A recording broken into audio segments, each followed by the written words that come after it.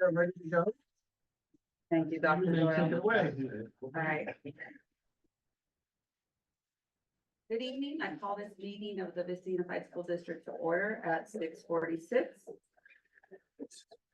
Oh, we got this. You need to. Please stand for the flag salute.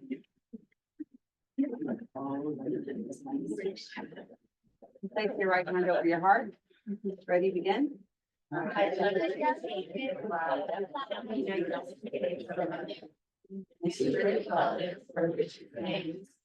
nation under God, indivisible, with liberty and justice for all. We'll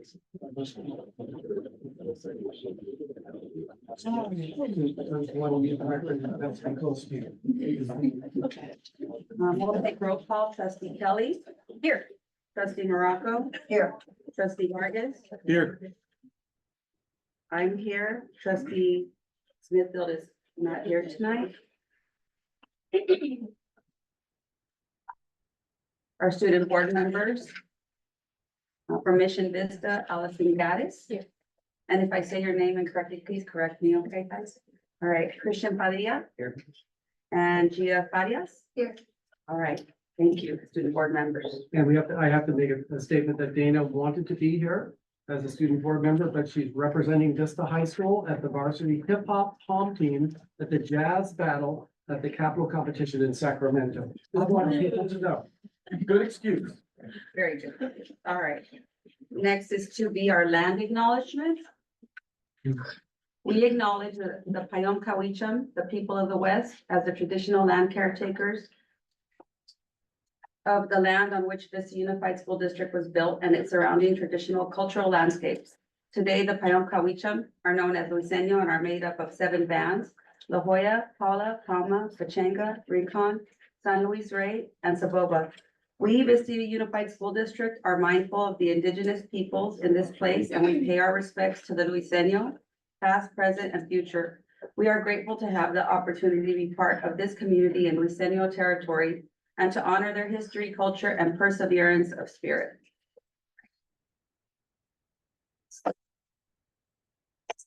President Alvarado, if I could make a request, can we have that included on the agenda? Sure. Okay. Yeah. Are you talking about printed on the agenda? Printed, yeah, or included, yes, as like written on the agenda, yes. Absolutely. All right, next is number 3, public reports of action taken in closed session. On November 7th, 2024, the board in closed session by unanimous vote took action to approve the resignation agreement for the following employee. ID number 24-1107-1A, a certificated employee. On November 7th, 2024, in closed session by unanimous vote, the board took action to approve the public employee appointment for interim assistant superintendent of educational excellence and innovation for the following employee. ID number 24-1107-2, a certificated employee, Narita Gutierrez. On November 7th, 2024, the board in closed session by the following vote, 3 ayes and 1 nay, took action to approve the public employee appointment for interim director of special education for the following employee. ID number 24-1107-3, a certificated employee, Stephanie Group. On November 7th, 2024, the board in closed session by unanimous vote took action to reject claim number 645824 as recommended by the district's third-party property and liability administrator. All right. Next, we have number 4, approval of the agenda. I move that we approve the agenda. So moved. Second. Moved by trustee Morocco, seconded by trustee Kelly. Any further discussion? All in favor of approving the agenda, say aye. Aye. Any opposed? All right, the motion carries 4-0. Next is number 5, district announcements. All right, Dr. Doyle? excellent. Good evening, members of the board. members of the public. I'll make this brief because we have a lot of items to get through. We are moving into the first quarter of the school year. Many of our students and parents are getting ready for parent conferences and the first grade reporting. So we're excited that our students are finding out how well they're doing in school. We also had a number of just amazing events for our community. Just a few days ago, we celebrated the Dia de los Muertos event over at the Vic. It was fantastic. I want to thank all of our employees, all the parents and students who participated in that important cultural event. Thank you very much. And we also had a great opportunity to celebrate some of our recent graduates from our high schools who recently graduated from the pre-apprenticeship program. That's a partnership we have with the Building Trades Association and the San Diego Workforce Partnership. We're very, very proud of them getting into the world of work and identifying potential careers that they'll take advantage of. So again, I'll stop my comments there. We have much to get to tonight. I'm very excited about the progress our students are making. All right, thank you, Dr. Doyle.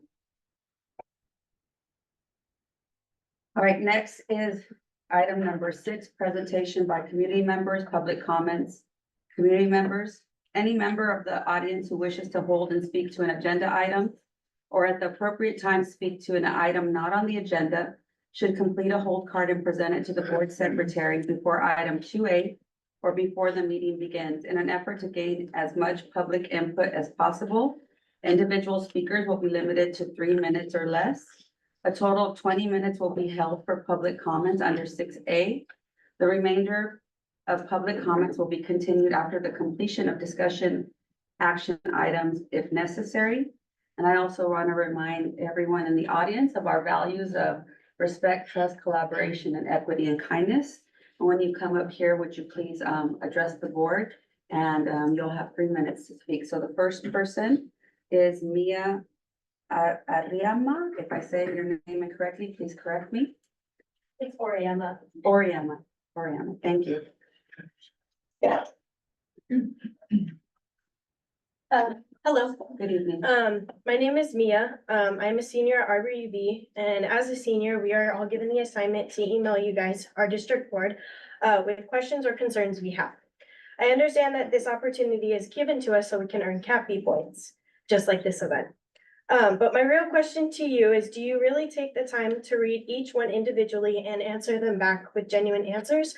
Or do you all just give a generic email back? Thank you. Thank you. Next is Carrie Thompson. Excuse me, Carrie Thomas.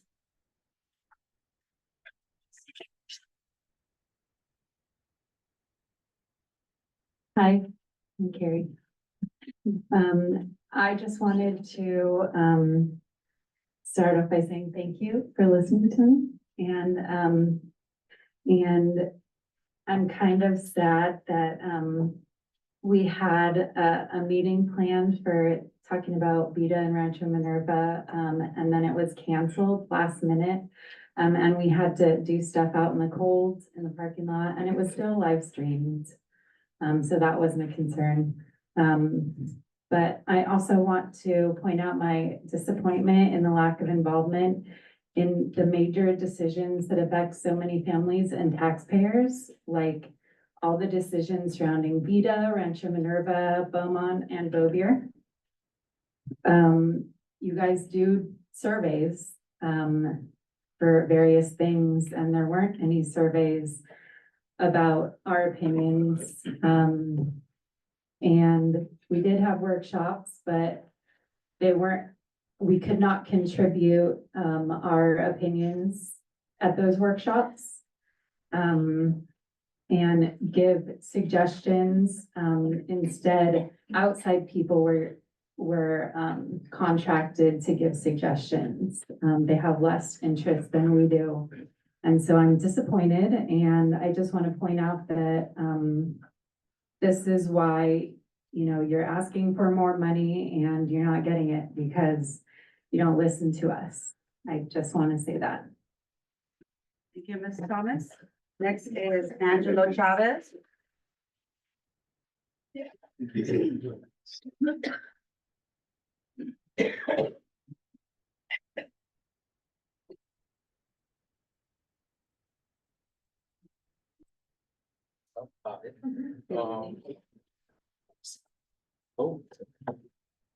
You gotta hold the button if you want the mic to work.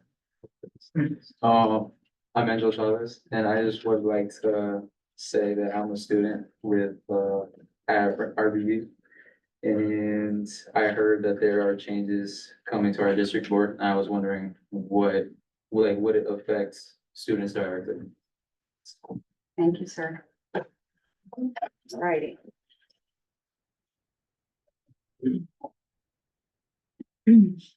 Next on the agenda is item number 7, the long range facility master plan, the status of the school consolidation process, and the potential move of the Vita campus. Dr. Loescher? Give me a second as I pull it. Are we gonna do both parts? Yeah. I Yes. think you might have a couple.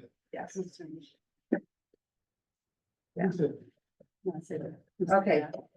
All right, so first, yeah, we do have some speakers, and it'll be Jeanette Bradshaw, followed by Ryan Snyder. Gonna try to clip. There you go. Maybe not. Okay, I'll do the first one. Hi, my name is Jeanette Bradshaw, and I just wanted to thank the staff and the community and the Asset Management Committee for voting on June 22nd to relocate Vita to the Rancho Minerva school site. And I would like to share my support in moving Vita to the new location for the beginning of the 24-25 school year. My daughter's in 5th grade, and her top choice is going there. The funding, I would like to request the board to consider a bond to pay for the improvements needed to Rancho Minerva so that Vita can continue with the programs that they currently have. And I would like to ask all the people in the community to please vote for that, because the LO bond like barely did a dent, because there's so much funding that hasn't gone into our schools over a lot of years. And the schools were old when I started going there, which was 40 years ago. So they need a lot of work, and I would hope that you guys would vote for a bond or to take it to bond. And then the vacated property use, I would like to request that the board consider using these properties in a way that generates revenue so that you guys have money to pay for those things that our schools need. And then I just wanted to say that transparency and communication, I really appreciate. I feel like there's been a lot of communication lately, and I appreciate it. I appreciate the board voting for that, and I appreciate all of the community letters that come out, the updates from Dr. Doyle, and I read them, and I feel engaged, and I feel like I know what's going on. And one of the other things, I watched one of the school board meetings recently, and I was disheartened because I felt like the board members were rude to staff. And I just want to kind of remind you guys of the values that we have. And I love them. I think they're great. And you have kids that are watching you guys up here. And I would hope that you guys would use those same values to work through these really complex issues with staff and with each other. So thank you guys for giving your time and all the work that it takes to do these things that you're doing for our kids and our families. So I appreciate it. Thank you, Ms. Bradshaw. Ryan Snyder, followed by Amanda Remen. Good evening, board members and citizens there. I'm up here to talk today about not support for Vita Middle School moving there. Vita Middle School has been around for 10 years on the campus there, started in 2014. That campus has a life, that has a heart there as well on the campus, and the product for it there. The school's trying to move to the Rancho Minerva campus right now. Less activities there for our students there, less availability for the students as well. The campus is old, yes. The campus is aged. So have we in the city of Vista here. We've been through a lot of heartache there, a lot of stuff not being funded there, a lot of move happening for the schools and city as well. But once again, the campus there has a thriving part right now. Students love the campus there, love the amenities there, love the staff and faculty as well. Much of the staff loves the campus too. The campus isn't beautiful, isn't great, is it?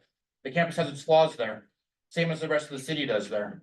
The money invested into the new campus being spent there, why can't that be spent on the old campus renovations as well?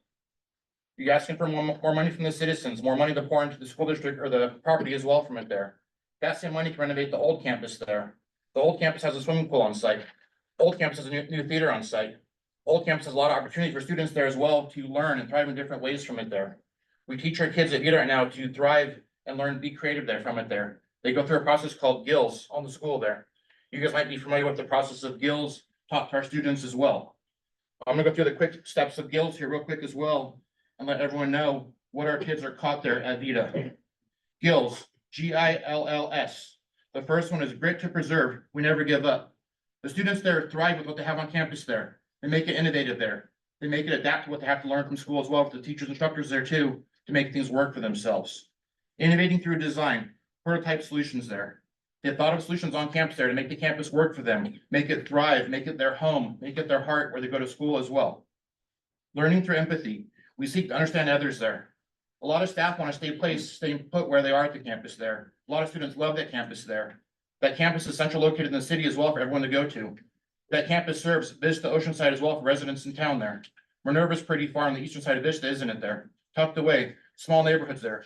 No sidewalks to get to school there. No sidewalks coming home from the school as well. Where's the safety for our kids at the new campus there, getting to and from school there in the mornings and afternoons? Leading with integrity, take pride in doing the right thing. I'm asking you guys as well to look at the incentives for our students there going to the new campus there. What is the draw for it there? Why are we moving there? Is the old property getting sold? Is the old property being sold for money there? What is being invested into it there for the old property versus the new property there? Sparking creativity, we honor imagination. The campus there has thrived right now for 10 years being in place there. All the students and staff love it on site for it there. The campus has a heart on there. It beats strong now. People love it. Once again, love the campus that we're at right now for the school right there. We've all been adults here as well. We have the carpet pulled out from under us there. Been blindsided by stuff there. Thank you, Mr. Snyder. You can Okay. send us the rest of your comments via email. Thank you, sir. Thank you. Next is Amanda Redmond, followed by Zulema Gomez. Hello, board. I'm just gonna talk really loud. Hello, board. My name is Amanda Runnan. I'm a parent in this district, and I wanted to start off by addressing how sad our families were when canceling the special board meeting or workshop. I'm not 100% sure what that was because I've heard multiple different things on that, but canceling that so last minute and our families needing that time dedicated to address this issue and really being able to hear what's going on. I want to say thank you to Rena Morocco and Rosemary Smithfield because they decided to hold the town hall. And really it gave a platform for families to at least be able to come and voice their opinions and ask questions, whether there were answers or not. But I'm sad though that our district, when asked if to have a room to be able to have this town hall, was not given. The parking lot was not available to us, even though it was requested by a trustee. And we were forced to be out on the street in front of our district with the gates locked, even though countless times I have driven by our district and the parking lot is open till wee hours of the night, honestly. Our families deserve more respect than that. They really do, and kindness. I was the chairperson on the asset management committee.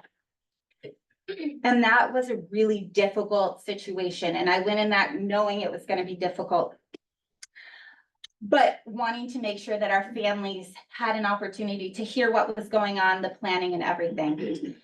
I came to this board and said after being on that we were not given any room to discuss and really come up with ideas. It was very guided and we felt like we were pushed towards what was wanting to be voted and pushed with our district. Nothing was done with after I brought that to the board. Our families doing this, it was rushed and it does not seem like it was planned well at all. And we see that with how our middle schools have been. And we know how important smaller classroom sizes are. And I think that we rushed closing Rancho Minerva when obviously we did not have a strategic plan that was ready to be jumped on right away because there's so many questions and we're not getting answers on it. Now, we're seeing even more of a decline in enrollment because we have made this move of closing and moving kids to smaller amounts of middle schools. And we have Madison that's overflowed, Roosevelt that's overflowed because our magnet schools are capped out at about 830. we need to be making our decisions with our kids in mind first. Thank Thank you, you. Ms. Herman. Next is Zulema Gomez, followed by Charles Bradshaw. Good evening, trustees. So I am here to speak. Push the top. Thank you for having the mics and for having the 2B. I so appreciate the access. Thank you. I'm here on behalf of Vita families. We have our children performing tonight. It's TML. And so we have many Vita families that couldn't be here tonight. I am missing my son's performance to implore you once again to do what is right by our children. Luckily, I have the best child in the world and said, okay, mom, you go. So I'm here. We know you have to make difficult decisions. I said this over a year ago. If you have to close schools, you have to close schools. This is understood, but collaborate with your families. If you trust parents, show us that you trust us, that we know what equity looks like and collaborate with us. What we asked over a year ago was to build that committee, to have a plan. The district told you, vote first, plan later. In what world does that plan work?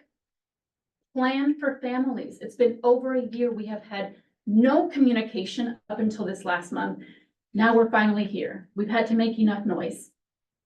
Have a plan, set a committee, do what you set out to do and promise to do. Collaborate with your partners. We have so many young students here who are building relationship with their district government for the first time. They're learning tonight how this works. You have a chance to show them that this government can really collaborate with us. You have a chance to show them that it makes a difference to have a voice here. Please do what is right for our children and what is right for our Vita students. We know you have to make difficult decisions. Just talk to us, partner with us. I think it's the least that you can do. Thank you. Thank you, Ms. Gomez. Next is Charles Bradshaw, followed by Tamara. Dawn, I believe. Good evening, board. My name is Charles Bradshaw, Longhorn graduate, parent of two students at Monte Vista, Monte Vista Elementary School. I was served on the Facilities Asset Committee, and so I'm going to dial back some of the comments that we previously heard. First, we had about 6 meetings which were around the district, including at all of the sites. We had an opportunity to listen to everyone, and we really did deliberate. The votes of the committee, it wasn't close. I think there was 1 abstention and 1 opposition vote. So we pretty much were all in alignment with the recommendation. While we were there, we heard what a lot of the parents were concerned about, and it was about aquatics programs, and it was also about performing arts. What wasn't discussed was the environmental conditions of the buildings. My wife said, yeah, she was there 35 years ago, and it hasn't gotten much better. Frankly, changing and putting up a mural doesn't change the conditions of the schools. That's why we looked at the current site of Rancho Minerva. And it was really obvious where our students would have the less disruption with regard to the quality of their education and the quality of the facilities that they're in. Second thing is missing this bond opportunity. California voters on Tuesday approved Proposition 2, which would provide matching funds that we could have applied for. We're not at that table. Other districts up and down this county will have their handouts and they will get resourced. We're not there. And so as you know, the board moves forward, how do we make sure that we're not at the back of the line? And when projects get done, we're forced to have a bunch of portables, which will be around for much longer than they need to be. Lastly, again, in contrast to some of the comments here, I believe in the work that we did. Decisions have to be made that aren't comfortable. And that's part of what we need to do. We need to be fiscally realistic, and we also need to make sure that we build the coalition to build the facilities that our children deserve. Inaction, unfortunately, has been something that has been a problem in Vista for too long. I grew up in a city that refused to take risks, and I watched neighboring cities and communities grow and thrive. You go onto the campuses in San Marcos and Oceanside, You look at the economic development that happens around us, and we can't task force this to death. Please, we stand with you. I want to work with you. I will continue to work with you. I've worked with you in the past. Thank you. Thank you, Mr. Bradshaw. Next, we have Representative Vaughn. Did I say your last name correctly, ma'am? Okay. Good evening, board. Good evening. My name is Tamara Badon. My daughter attends Vita. She's in the 6th grade. She is very smart. She could have went anywhere. We've been plotting where she wanted to go for middle school for a couple of years. We heard about Vita from my neighbor who works for the district. We've been so excited to participate at Vita. She loves it. And I just want to talk about Vita a little bit. Vita provides tailored learning experiences that meet the unique gifts of their students. This is the only middle school in the district with such a wide variety of electives, from robotics to fashion. Closing the school or absorbing it into some other place, I think would limit their opportunities for the children to thrive in the atmosphere that they know best. They will not have these learning experiences at another school. The curriculum they receive at Vita fosters their innovation, creativity, design thinking, and high achievement. Vita not only teaches them what they need to know in the classroom, but they also teach them what they need to know when they leave school and go to work. They have corporate sponsors that partner with the school to give insight on what corporate America is expecting from young minds. I urge you to consider the long-term implications of closing Vita. Instead, I ask for your continued support and resources to enhance and expand this vital program so our children at Vita now and future sharks can flourish in this enriching education experience. Thank you. Thank you, ma'am. All right.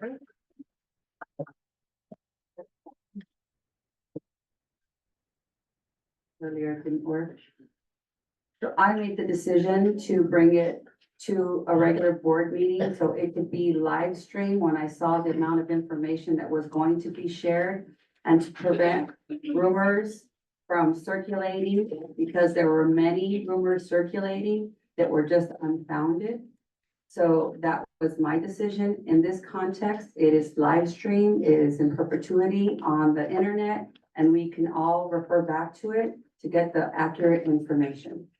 So that is the reason that I decided to move it to the regular board meeting after seeing the information that was going to be shared and reviewed. Thank you, Dr. Loescher. Thank you, Board President.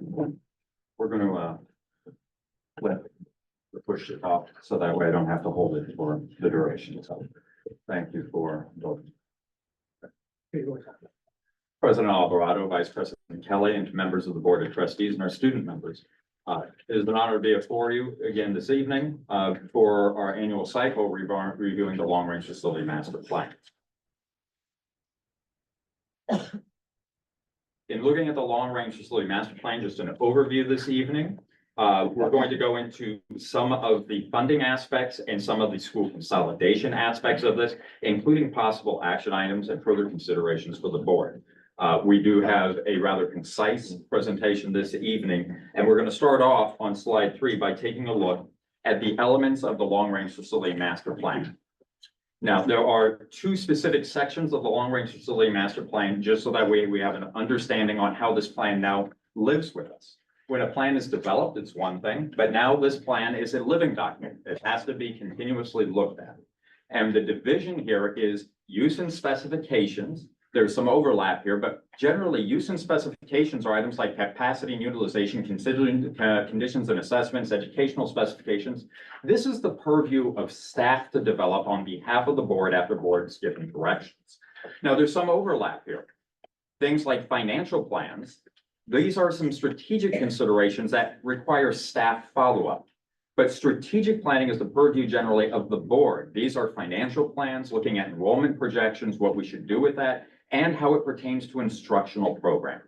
So really this evening, we're focusing in on 2 specific elements, the financial plan and enrollment projections. The enrollment projections includes the conversation about school consolidation, the status of school moves as requested, and also pending items that have been out there regarding the decisions that still must be made regarding these items. To break things down in its fundamental elements, the long-range facility master plan has only two primary funding streams. Either one-time funds or ongoing funds. So what are one-time funds?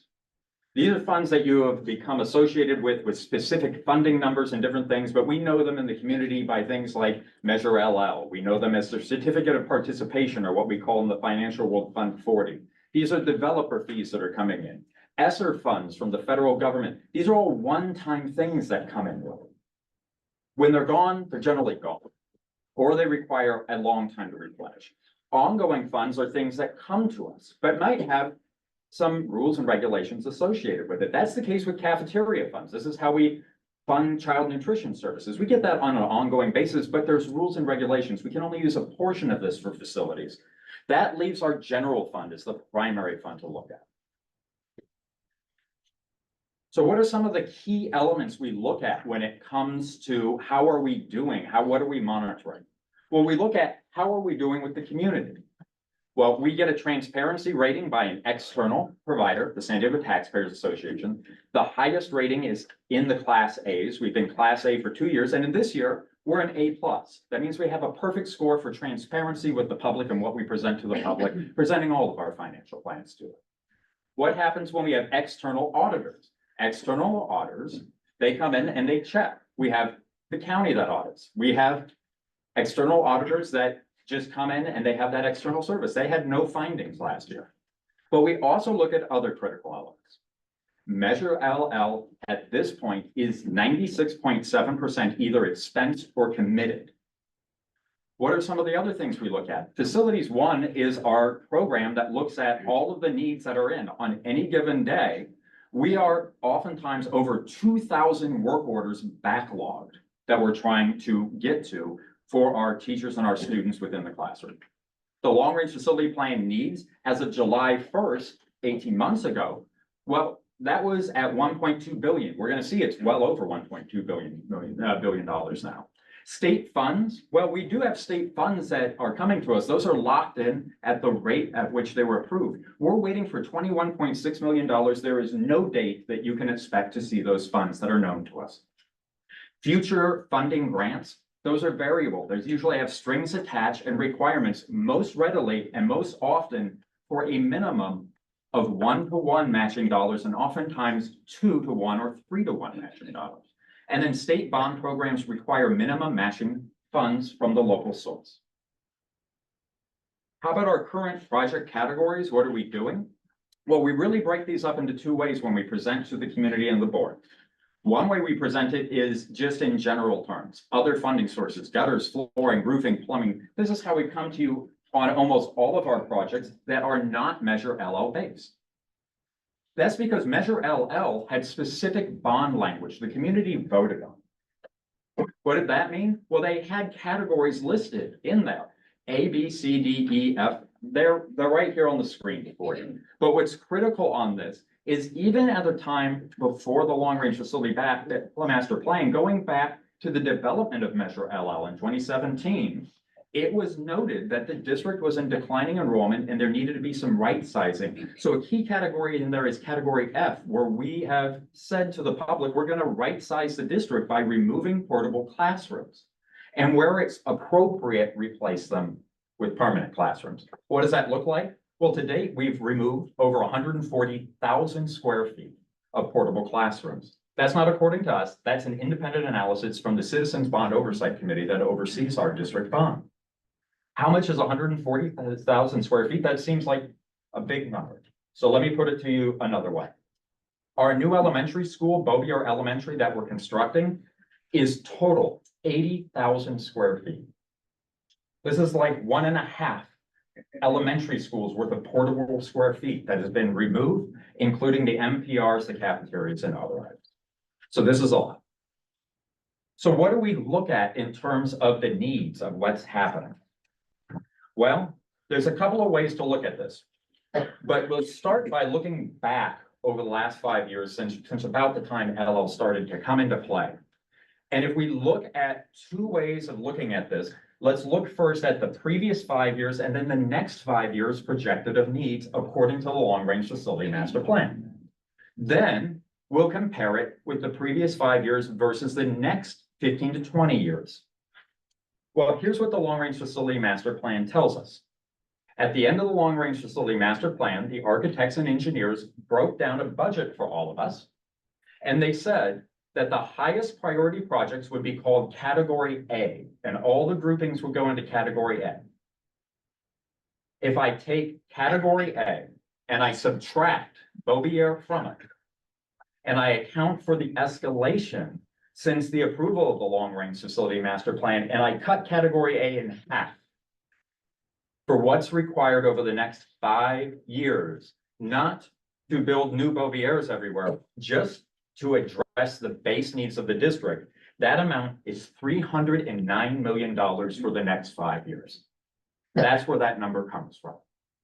If we look at the long-range facility master plan in totality, well, that number, when I subtract Beaubier out, is now at $1.29 billion less Beaubier, not accounting for future escalation.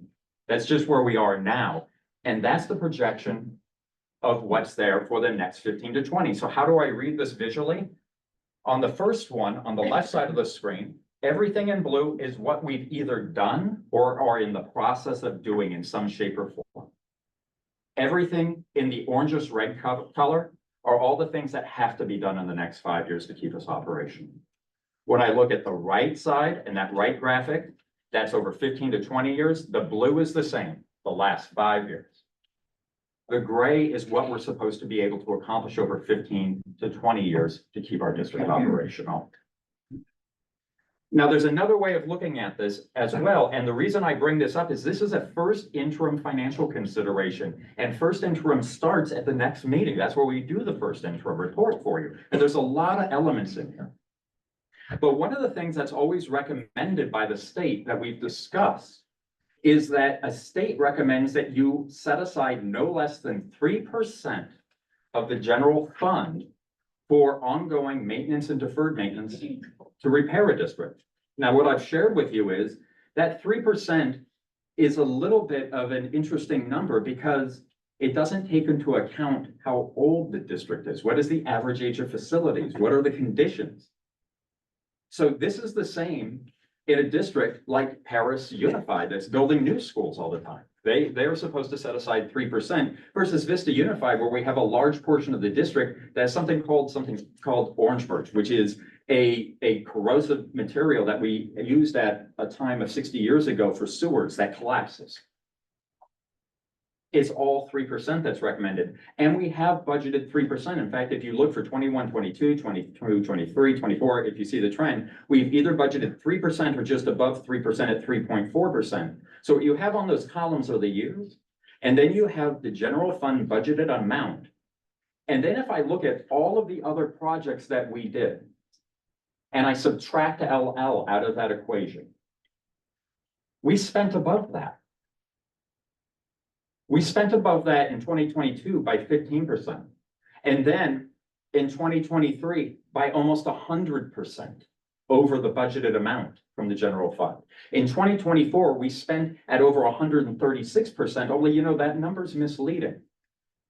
Because you see the ESSER funds that we normally would have reported before the end of the fiscal year, the report date got moved. So there's $10 million missing from that. So if we accounted for that 10 million, that number would read 215% last year over the budget.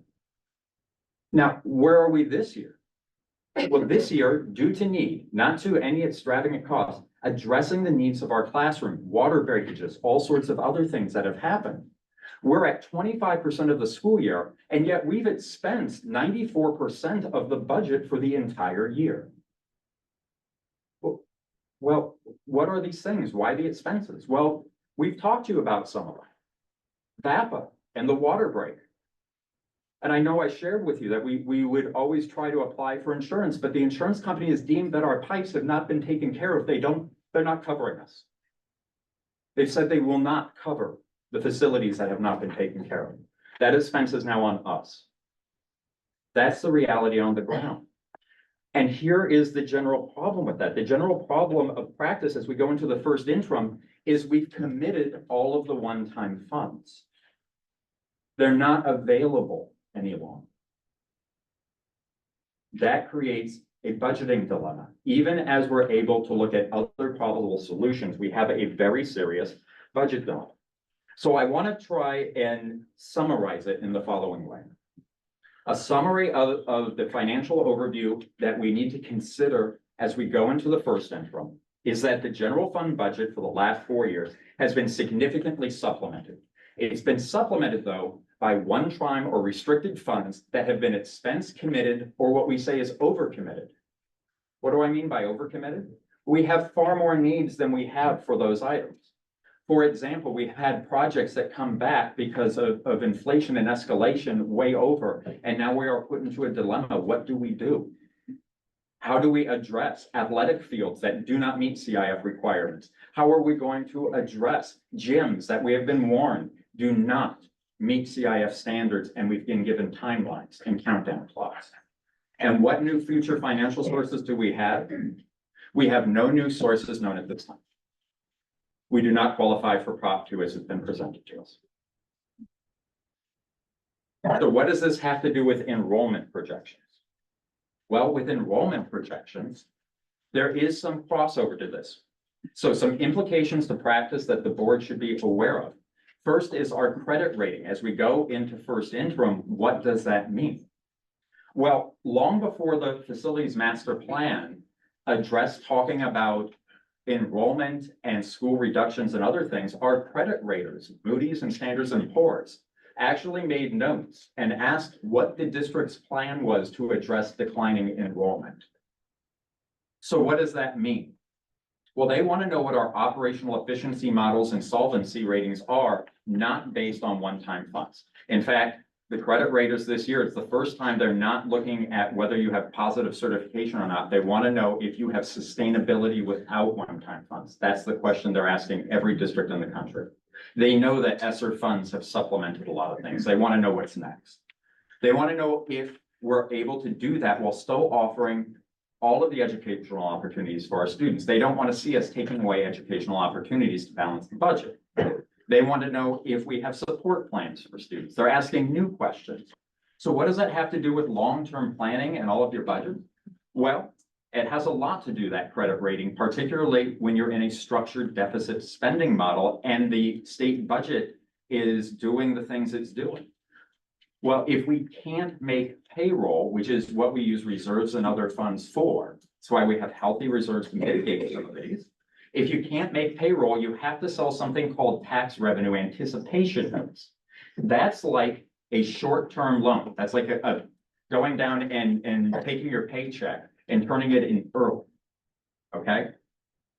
That has a higher interest rate than a regular line. And then if you have credit ratings that are going down, the interest rate skyrockets. So if you have to take a loan for $10 million, you're not paying regular interest, you're paying premium interest, which means then you have to budget for the deficit of the interest, because we're the only people that can't deduct that from the state budget. Other agencies in the state can. We're not allowed to in education. So it's important to keep in mind that these things have implications, not just to students and practically to families and everything else. They have financial considerations as we go into first interim. That's why we put it there. So when we talk about school consolidation, this is driven not by a desire otherwise, but a desire to address some of these bigger questions of how do we continue to offer educational opportunities for all students and be financially solvent and all those things based upon projected enrollment. On the screen are the projected enrollment graphics, not from us. This is from the San Diego County Office of Education, who oversees us. And I just want to take this opportunity to recall, we did consolidate 2 schools. That is absolutely 100% true. But the long-range facility master plan consultants actually recommended we close 4. Their recommendation was based upon the capacity of the district that we should look at closing 2 elementary schools, 1 middle, and 1 alternative school. That was what was presented. So what did this process look like? Well, the timeline of the long-range facility master plan leading into school consolidation with all of the analysis and the enrollments and other, that was an 18-month totality process, plus an additional 14 months that gets us to today of all of the items. Points of directions and decision points, there were 11 points of directions, either by consensus or direct vote from the Board of Education regarding this. At which point, at times, we were asked to come back on items with additional options. District forums and meetings, there were over 40 meetings. At the board identified possible schools for consolidation. There was a state committee that was formed. These are state mandated committees that have state rules that we follow. There were 5 total public meetings. There was also orientation sessions. So there was a whole orientation sessions. Many districts hold 1 meeting. We held an orientation meeting alone to prepare people, and then we went out to the school sites and we had these meetings in public. There was public inputs. These were Brown Impact meetings, Brown Impact meetings. Letters and publications, there were over 16 direct communications, not including, these are district communications. These were not including the school site communications, social media postings, or websites. Meeting participants and input, there were over 500 points of input from the community during these meeting structures.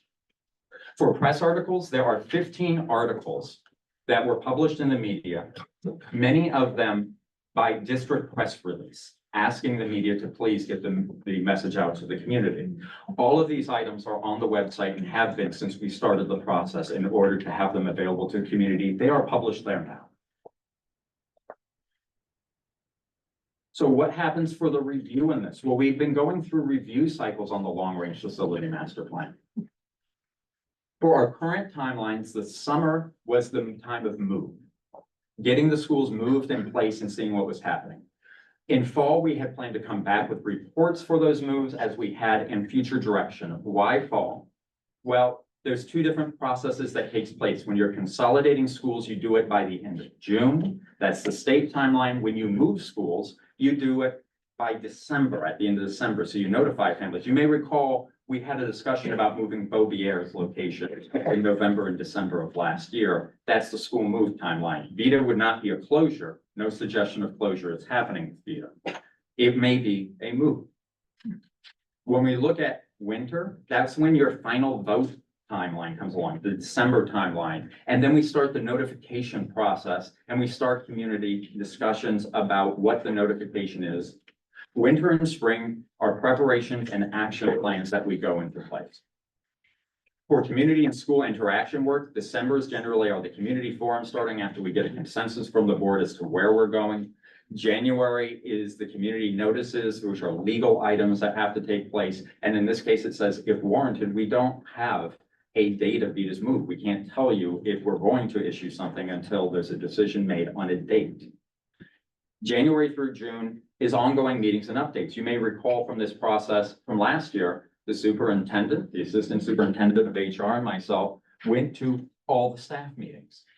And we regularly update staff. We held additional meetings at school sites to keep them updated and involved as to what was happening with either their school move or the school consolidation. Now, school consolidation as a status, what did we do?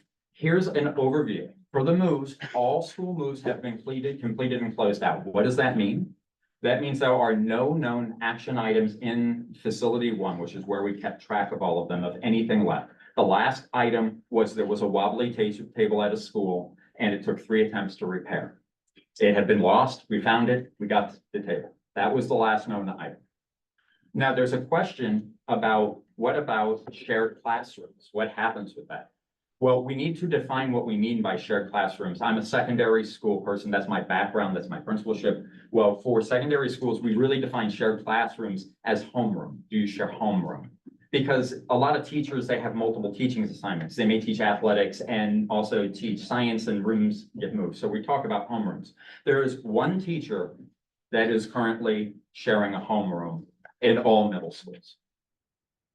The reason why they are sharing a homeroom is not because there wasn't another room available. It's that the other room is occupied by an existing career technical education program. And there was a discussion that happened and the decision was, let's go ahead and share a homeroom for 1 year because of the next statement, which is every school is projected to continue to go down in enrollment for the next several years. So these were decisions, and I think it was a student-focused educational decision that was a wise decision that occurred, and I'm grateful that they were able to make that. For educational offerings and services, all offerings of full educational services as planned are being offered at the school site. All of the schools are below capacity, not above. Those are the numbers that we have. Now, open items from school consolidation, there are some open items. That is factual and true. The first open item is for the Vista Innovation Design Academy move. Now, on June 22nd, 2023, there was a vote. The vote was from the Board of Education, 4-1, to relocate Vita to a date to be determined to the vacated property at Rancho Minerva Middle School. So it's been voted upon to move the school. It's the date that was left open. Now that pertains to the usage of vacated properties. The uses of vacated properties that are up there presumes that Vita is moving to RMMS. And we do have some short-term plans for these vacated properties, but we need to have a long-term plan on file for them. Why is that? Well, there's something called Prop 39. Prop 39 states that if a district owns land or facility and we are not using it and we don't have a long-term plan, that a charter school can rent it for pennies on the dollar. So we have to have long-term plans. That was why it was essential to have plans for all of these things. And then to be able to show movement towards the plans. Therefore, this evening, what we bring to you is 3 particular points. 2 for this meeting, 1 for the board's consideration in the future. The first is a discussion around financial planning so we can start to gather our thoughts for first interim, because first interim comes in December. Next, you have a possible action, a timeline for Vita move with direction to move at a future date being determined to the vacated property of Vita on June 22nd, 2023. We don't have the date. If you wish to move Vita for next school year, we have to notify parents by a date that's determined by the state, which would mean if you didn't vote on it this evening, which is clearly your prerogative as a board, then you would have to be determined in December so we could notice the families over winter break, the same way we did with Bobier, same process. And then a future direction, once that is settled, is that we need to have a plan on file for the vacated properties, not just a short interim plan. We need a long-term plan. And this was already accepted as the community input through the state mandated committee. That's the one that you need to accept. It's not that you can't accept other opinions. You have to take that opinion as a official legal opinion from the community. And that's known as the 7-11 committee or the Asset Management Advisory Committee, as you had this evening. With that, I turn it back to you, Dr. Doyle, and you, President Alvarado, for your discussion and move, noting that it is 7:40. We're gonna do questions. We'll start with Trustee Kelly to go around. And then also in 5 minutes, students who are here to observe, advise, that's an hour, and thank you for being here. So in 5 minutes, we do have teachers outside that can sign your papers. When you do leave, please leave quietly. Yeah, at 7:40. In 5 minutes, guys, in 5 minutes. Yeah. All right, Trustee Kelly? Is my microphone working? I don't know if the microphone, yeah. Yes. Hi. You just have to be close to the mic. Okay. I had a few questions. One is on slide, so sorry, when you were pointing to, on slide 5, our facility 1 backlog, could you give some examples of the types of backlog work orders that we are facing? Yeah, leaky pipes, broken restrooms, items of rusted over, items for plumbing items, rotting woods, decks, requests for mold inspection. There's a lot of different items within facility 1. If it would be the pleasure of the board, I can create a grouped list and share on the Friday letter. But these are 2,000, separate items on a regular basis, depending upon where you are in the year. But these are not generally including what we call facility improvement projects, requests from the site to move things or to do something different to a room. These are baseline operational items, electrical, plumbing, HVAC. Thanks. I also was wondering, there seems to be a discussion implied, you know, by the title of this presentation, a potential move of Vita, but we did vote on that it would move. What is the cost of not moving, not relocating the Vita campus in terms of site suitability and the current status of that property? Yeah, what I can do is factually report out what the long-range facility master plan publishes. That's available online to anybody in the community. Before escalation in costs, the baseline estimate to bring Vita up, because Vita has had substantial problems with stormwater, sewers, plumbing, electrical, others. The long-range facility master plan estimates the cost of repairing Vita at a minimum of $59 million. You said 59? 59 is what is listed without escalation. There was a conversation that the engineers and the architect have that Vita fell into a similar category of Beaubier. That it may end up being one that after you did the examination, that you had to replace the entire campus due to code violations and other items, and that it might cost as much as 130 million upwards amounts to fix the entire thing. Trustee Morocco? Okay, I wanna get back to the district advisory committee, the asset management committee. You want me to go to a particular slide? No, not right now, maybe. So first and foremost, I have in front of me a printout of the California Board of Education best practices for school closures. I'm gonna read to you what it says. Consider options. During the fact-finding process, the expanded school closure committee should consider alternatives to closing schools. Creating additional need for classrooms or eliminating unnecessary classrooms can affect decisions about school closures. Some of the alternatives as listed below do not involve real cost savings if this is the focus for the reasons school closures. Some of them. Okay, so expanded class size reduction to create a need for more classrooms. Was this discussed by the asset management committee? That is not the purview of the asset management committee.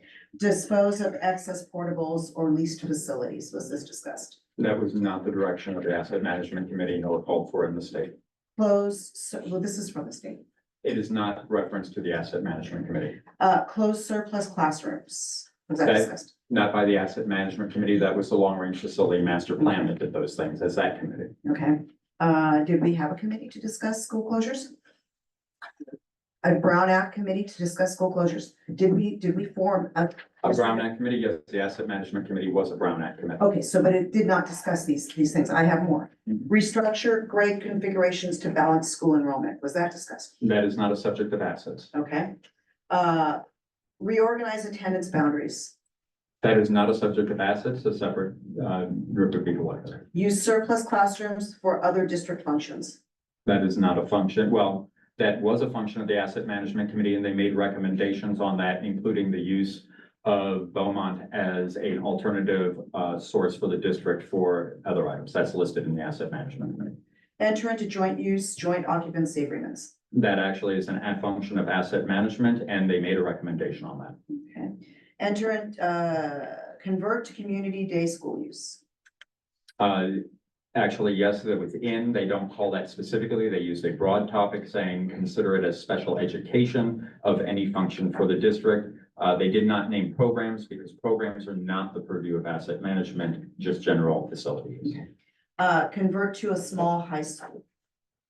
They did not talk about any specific high school. Lease for use as charter school. They did not speak about lease for use of charter schools. They spoke about lease in general, whether it be lease of any kind. Okay, shift to full day kindergarten. They did not speak of any grade level. Initiate universal preschool program They did not speak of any grade level. and consult with the National Trust for Historic Preservation. They have not done that. That would typically be an after. Okay, so what I'm hearing here is that these were things that they were allowed to discuss under, as part of best practices from the California Board of Education, best practices for school closures. And this district advisory committee, the only one that we formed to hear from our stakeholders, was not allowed to discuss a lot of these. Whose determination was that? The determination of the scope of what the asset management committee was made by the Board of Education, with specifying what data would be reviewed, what schools would be reviewed, and to use the listing from the state of California as recommended by consultants. Okay, I don't recall making a recommendation like that. I do know I that. do recall. We voted I on do know this. that I have the floor, thank you. I do know that with the Brown Act Committee, there should be no censorship. They have a First Amendment right to discuss whatever they feel that they need to discuss in order to make informed decisions. Do you agree? I do not agree. Or you do not agree? I do not agree. Okay, I do agree. Okay, and as far as that goes, I do have several, I do have in the minutes where this advisory committee was told that they could not discuss certain things that they felt that they needed to discuss, and they were shut down. Do you deny that? No, they were told that they could not discuss matters outside of the assets. Correct. Yes, okay, even though that in order for our stakeholders to make informed committees, and we have somebody here who spoke to the fact that there was only like one abstention or one, somebody voting, one person voting against it. But yet they were not allowed to discuss that there were people that had questions. It's in the minutes. I've read the minutes. Several questions that were brought up, and they were told that they were not allowed to discuss those because they were not in the purview of the asset management committee. That's correct. They were Okay, told so that they're not. then this district did violate the best practices as set out by the California Board of Education for school closures. I respectfully disagree with your analysis. All right, that's for right now. That's enough. I do want to address the board later on when we're discussing other things. Trustee Vargas? Thank you. Thank you very much for the presentation. My first question is on slide 11, if you could go. And that one, this is the one about attendance. And so we heard from a public commenter that we are losing attendance because of this. But can you help explain this graph as it relates to attendance? Because I do see a peak from like previous academic year going into 23, 24, 24, 25. Yeah, so the analysis that you're seeing here from the San Diego County Office of Education has three particular functions.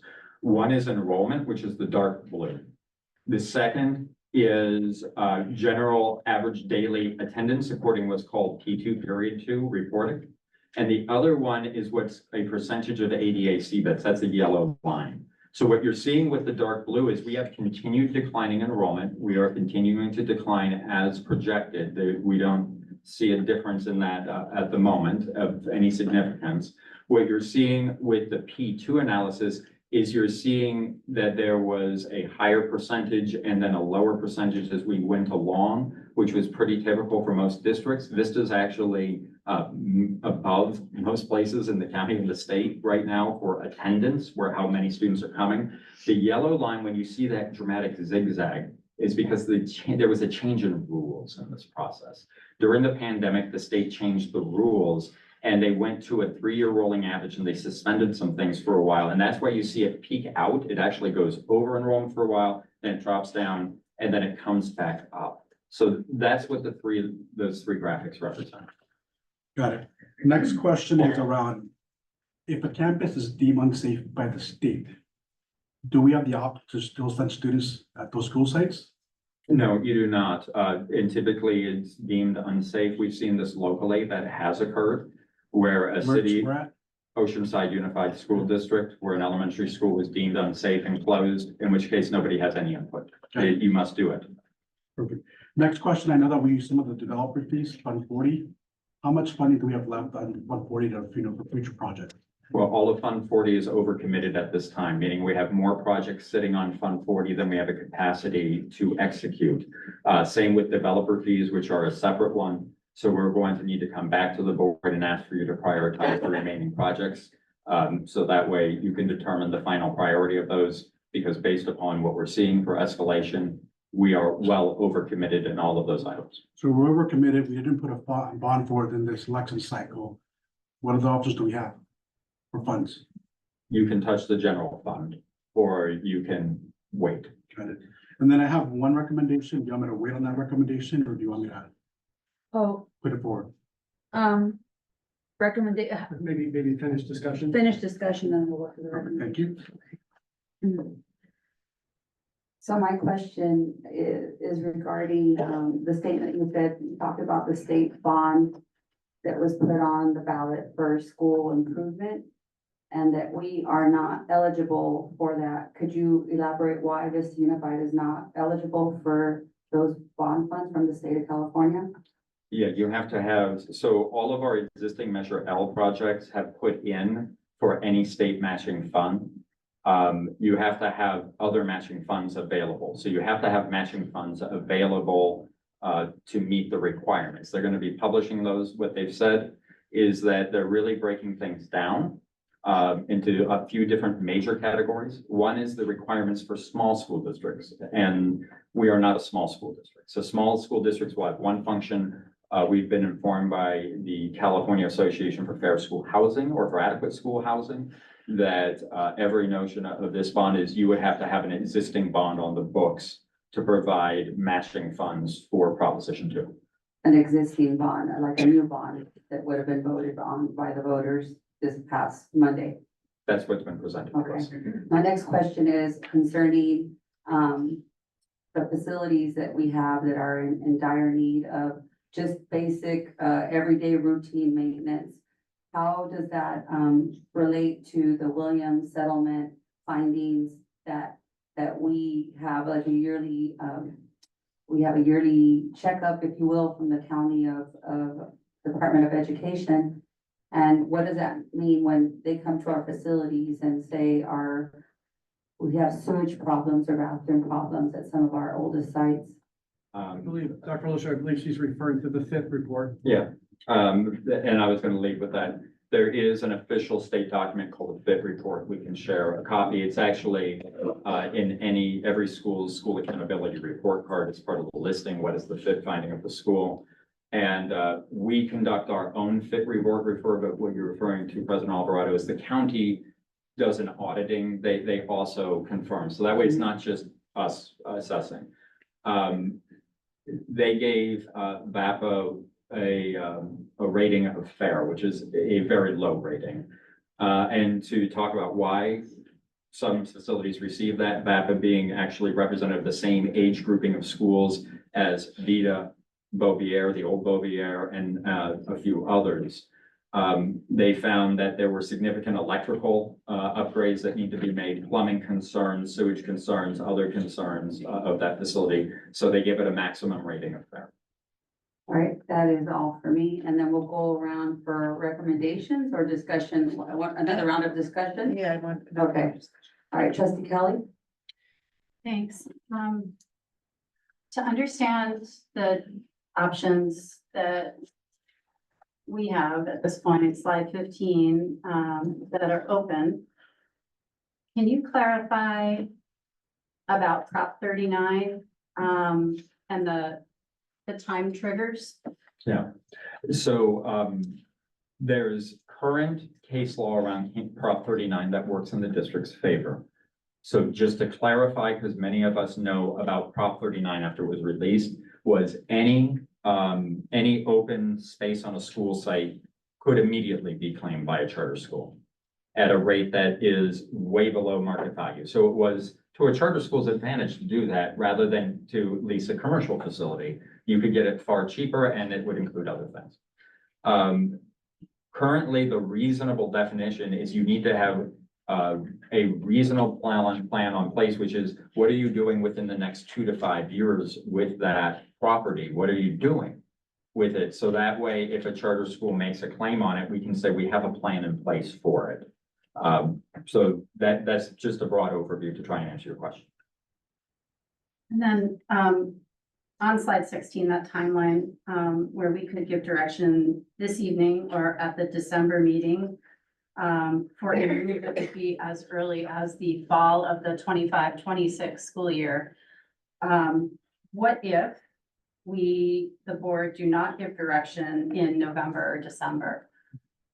I would be coming back to the board and say that you need to provide a long-term use of the asset of formerly known as Rancho Minerva Middle School, because we would have exceeded the 2-year timeline. We'll need what is your direction? What is a date? And if it's not going to be a date specified, what do we do with the property in the meantime? However, we have a recommendation for what to do with that property based on the committee that was called. No, ma'am, you have a recommendation based upon a board vote. Your vote was to move Vita to it. That is the plan for that. And that when, if approached at this moment by a charter school, I would say Rancho Minerva is not available because the plan is that the board took a vote on June 22nd to move Vita to Rancho Minerva. And if a charter school were to ask me, what are you doing with the property? I would say, it's not the board's responsibility to vote on that till that property is vacated. Then they would specify at that time what a plan would be for the vacated asset. So that would be the general legal argument with the charter school. Last question for me. What kind of time and cost are we looking at for the Rancho Minerva campus to be ready for Vita to relocate to that site? Sure. So I think we would have to define what we mean by readiness, right? We have to talk about readiness within the confines of the budget we have. If we have other funds, then we could talk about, let's put in pools. Pools are extraordinarily expensive. We could look at other things. Right now, the discussion point of what is the baseline that we would do for Vita? Well, we would collaborate with the school principal, and we have a director of innovation who is the former school principal on some of the key aspects of what it takes to run a design thinking school. That excites me because I was a principal of a design thinking school.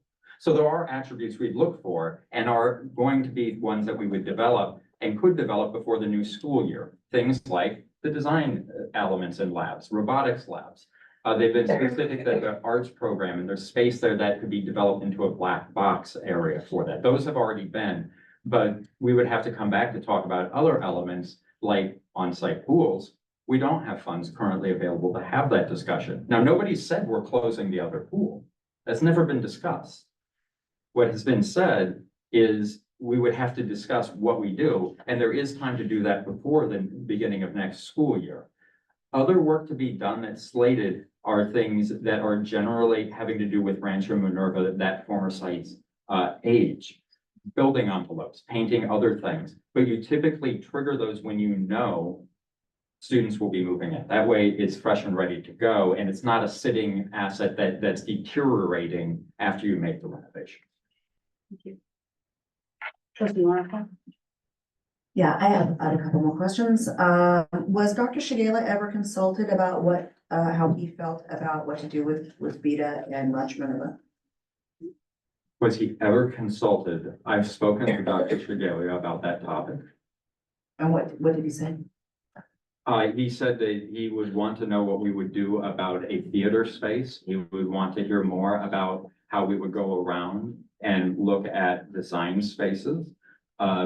He expressed that he wanted to know if they would have access to an aquatics facility of some kind.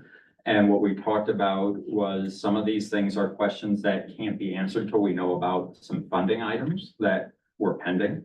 But other things would be things that as we got closer, we would go around and start the process of talking about what would be the most ideal spaces. Now, I can't speak to, and I won't speak on Dr. Shigela's behalf about things that he has or hasn't seen at Rancho Minerva, but Rancho Minerva actually received a grant. It actually has some design rooms already there. It was already in a process of conversion. So that would be part of that next step process. And then that would now include the new principal. But didn't that money have to be returned after we voted to close it? The equipment had to be returned. The investments in the facilities were not returned. Okay. The facilities were. And I know that we closed Rancho Minerva based on the financial considerations of keeping a low enrollment school open. How much have we actually saved by, yes, we did. That was Renell Clark made that very evidently clear about the costs associated with a low enrollment school. How much have we saved by closing Rancho Minerva? Well, I think there's two parts to that. First is it wasn't my understanding it was about savings, but there are savings associated with that. I can't answer your question in good faith until I hear the result of something you're voting on later this evening, which is the CERT.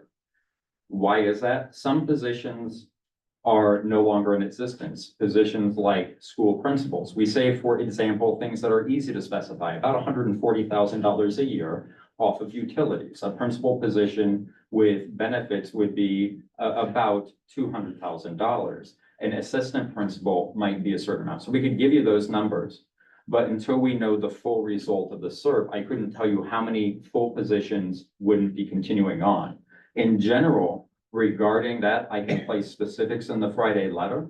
It could be interpreted as anywhere from $1 million to $2.8 million that could be saved within that because of what the baseline costs are to operate a school, plus a cost to operate a smaller school and do what the board voted to do, which was educationally based and focused, which is to give the students a full array of opportunities.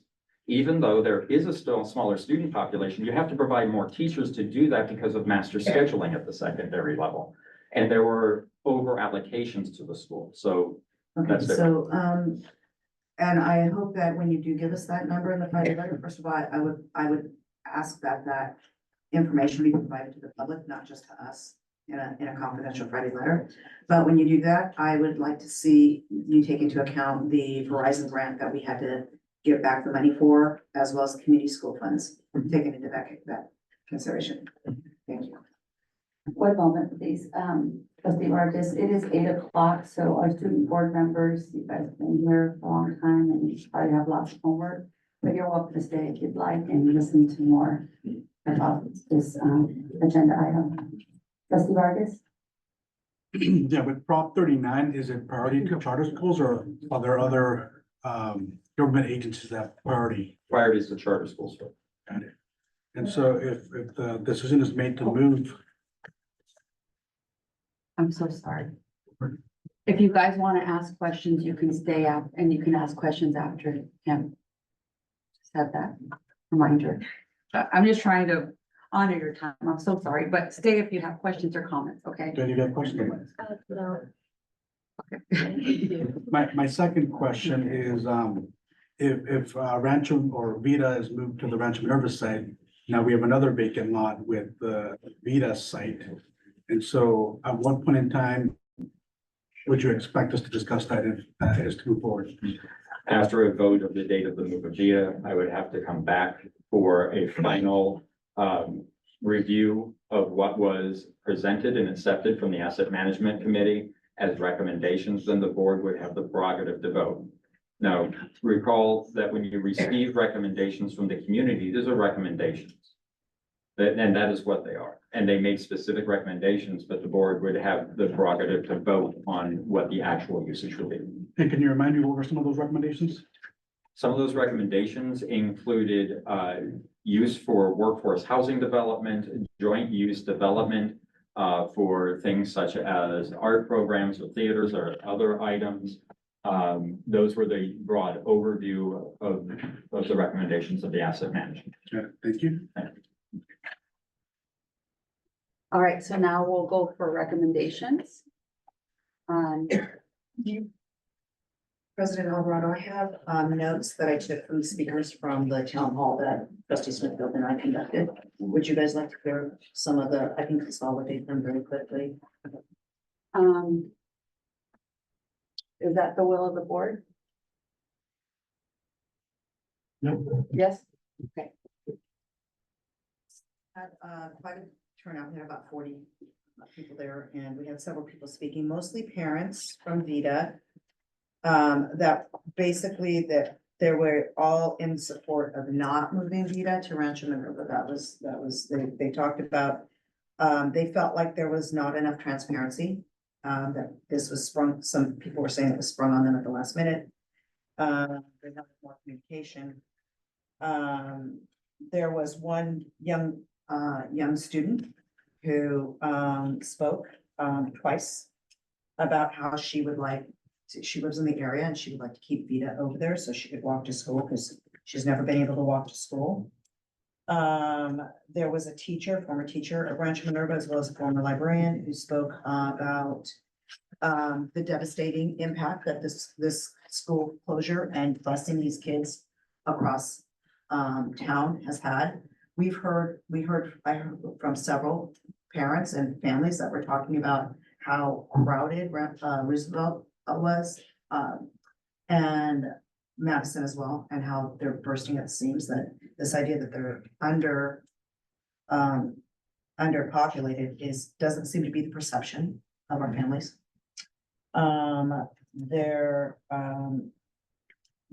There was, that middle school is such an important time in students' lives that this was, they felt like it wasn't handled, that we could have kept Rancho Minerva open a couple more years and allowed the kids to matriculate out. That was said. So they were a lot of frustration with the timing.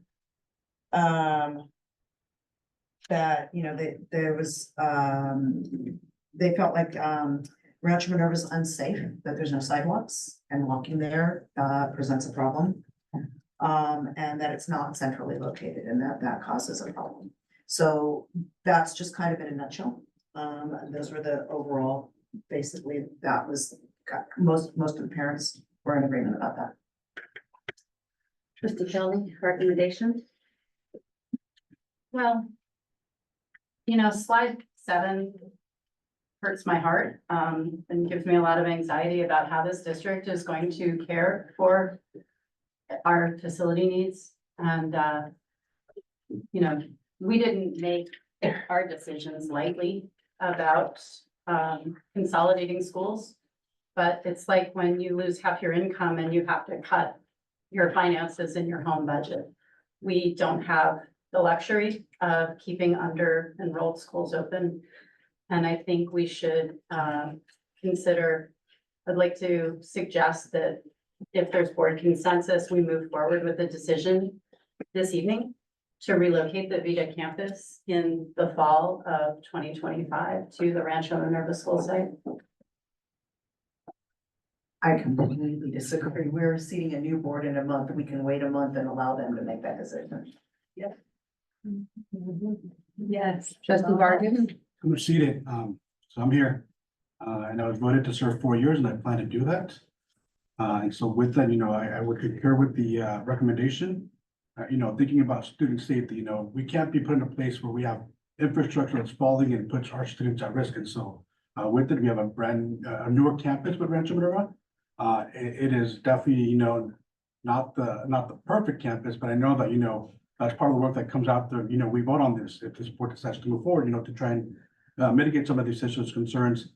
One recommendation, Dr. Dole, if we are able to explore that, is, you know, looking at transportation. I hear the concerns about sidewalks, about walking, but, you know, regardless of the magnet schools, you know, it's never centralized because kids come from all over the school district.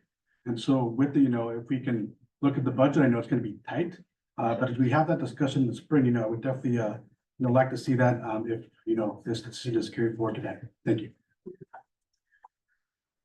For me, this board and actually the board before when trustee Morton was on it, decided to have a long-term facilities master plan. We had experts work on that for a long time. And for a board to totally disregard what the recommendations are of a long-range facilities master plan in terms of school consolidation or school closure is not fiscally responsible and it's not sound. And those are difficult decisions. And the idea that there was not enough deliberation or not enough discussion, we often had board meetings that went to 11:45 for over 2 years. We literally had 2 to 3 meetings per month, whether they were special workshops or regular board meetings, to the wee hours of the evening. And so this board spent a lot of time discussing that long-range facilities master plan. And so I would be in agreement with what was voted on or the consensus that the board reached last year to go ahead and move it to a newer campus in hopes of, you know, we know that campus is viable. It's healthier in more ways than one, from the sewer system to the actual structures that the kids are going to be learning in, the classrooms. It's going to be good in terms of air quality when they're in newer classrooms. So I would be in favor of proceeding with what the plan was last year and go ahead and make the move to the other newer campus. Can I just have a point of clarification?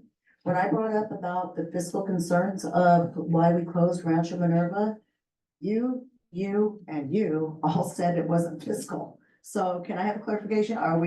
Is this a fiscal decision or is it not a fiscal decision? The fiscal concern about the actual campus of Vita and the amount of money it takes to try to sustain it and keep it up to par. I mean, just with the sewer system and the bathrooms, that's what I'm referring to. We don't have that money in our general fund and we don't have a new bond to pay for that. So that's what I'm referring to, is what it takes to keep old sites working.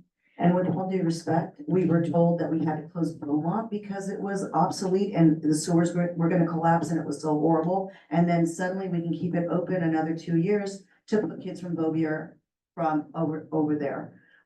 So with all due respect, I get the feeling of this community that does not trust this district because it seems like they talk out of both sides of their mouth. I would implore my colleagues to have a concern and a consideration for the people who are impacted by these decisions and allow the new board to make that decision.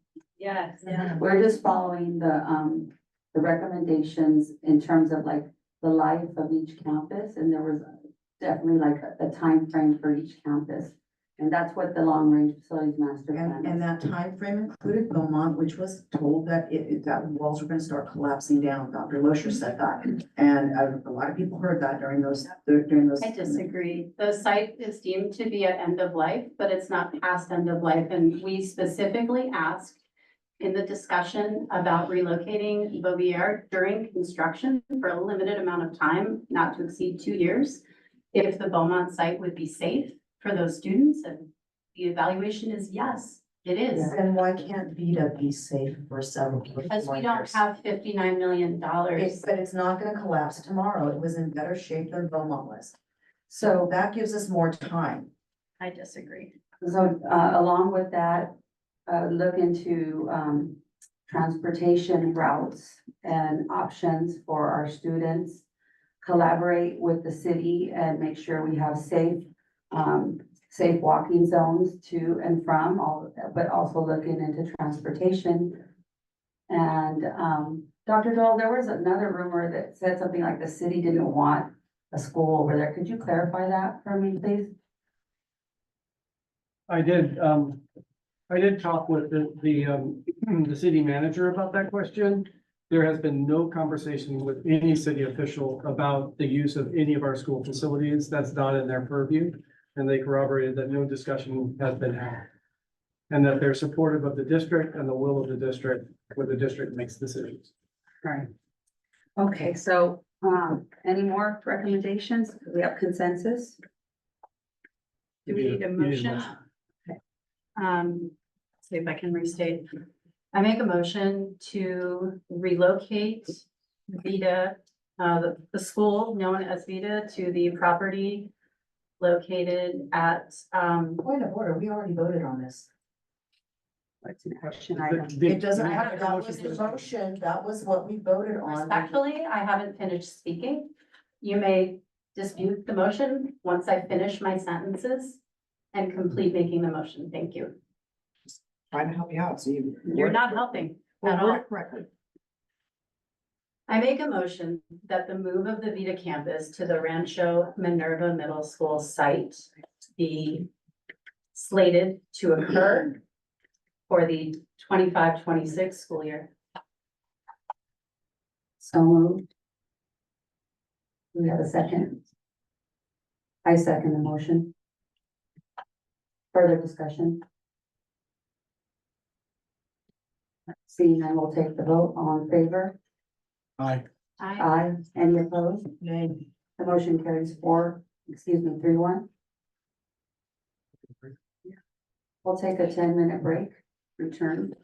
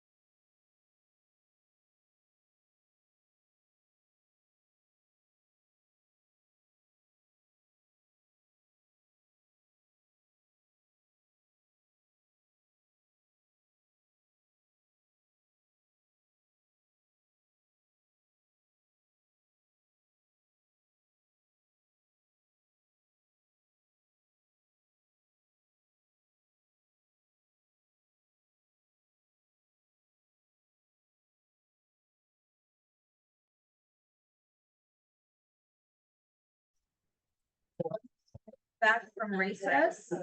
We still have a packed agenda, so the next item on the agenda is AA Vista Teachers Association. You guys will have up to 5 minutes. See if I can figure out this microphone. Good evening, Board of Education, Superintendent Dr. Doyle. Just want to say hi to the student board members, but they've gone, and cabinet and community. First of all, BTA would like to thank board members Julie Kelly and Rose Smithfield for their years of service to Vista Unified School District. Y'all know it's not easy up there, so I commend you. Thank you. Cipriano, you're ahead in the polls or in the ballots right now, so hopefully congratulations. Our report tonight is pretty short. VTA, what I'm gonna report on is the first grade literacy program that we're doing with Rotary Club. We have started reading to our first grade students. This year, it's not just Rotary Club members that are reading, it's also people like Dr. Doyle, board members, firefighters, and sheriffs. This year, they're reading a book. The book is called, it's by Stephen Curry, and it's I Have a Superpower, and it's all about having heart, right? And putting heart in everything that you do, which is kind of why we're all here, right? We have heart in education. We do look forward to returning to bargaining on November 21st. And with recent events, you know, public school funding, we're kind of questioning what's going to happen coming up here. And VTA just wants to say that we are committed to the free and appropriate public education. That's why we all got into this role, because we are here to advocate for some of our most marginalized students. And that's my report tonight. Have a great Thanksgiving holiday. Thank you, Ms. Avila. Next is CSEA.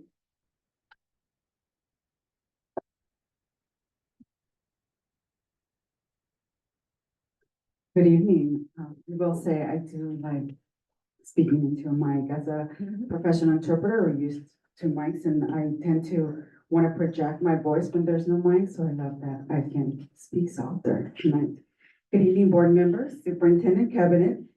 I'm glad that the student board members left, and good evening, CSEA siblings. So I'm glad to have been present to get an update as to being aware that there'll be changes in upper management.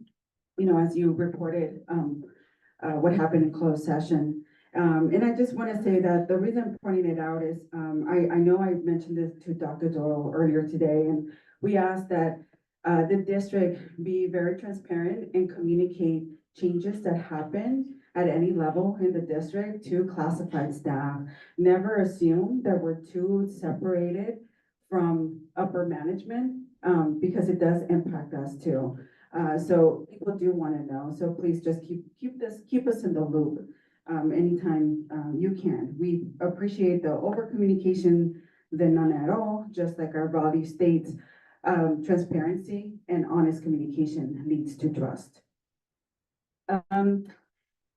Speaking of school consolidations, I have begun visiting classified staff that were impacted by the school consolidations. I haven't visited them all, but I have visited a few that have been at Roosevelt or were moved to Roosevelt Middle School. We don't expect the district to always know how our classified staff are doing, and this is my role, is to report to you all. I will say that morale is low. It's been a struggle, a challenge for them. They're in good spirits. I mean, they understand it's a struggle for everybody to change, but I just want to acknowledge what they're feeling right now. And we're trying to support them by advocating for them, but also reminding them that they have a voice to approach the supervisor, have these conversations. So I just hope that you're just aware so that you encourage administration to be open and not to be a listener or listen to how they're feeling. So again, I just want to stress classified staff have been impacted by this change as well.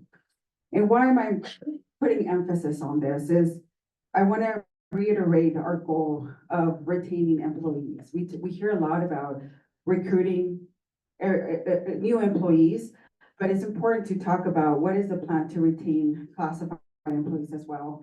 And it happens with that, over communication, honest transparency at all levels. But mostly I want to share this with the board because I think it is important.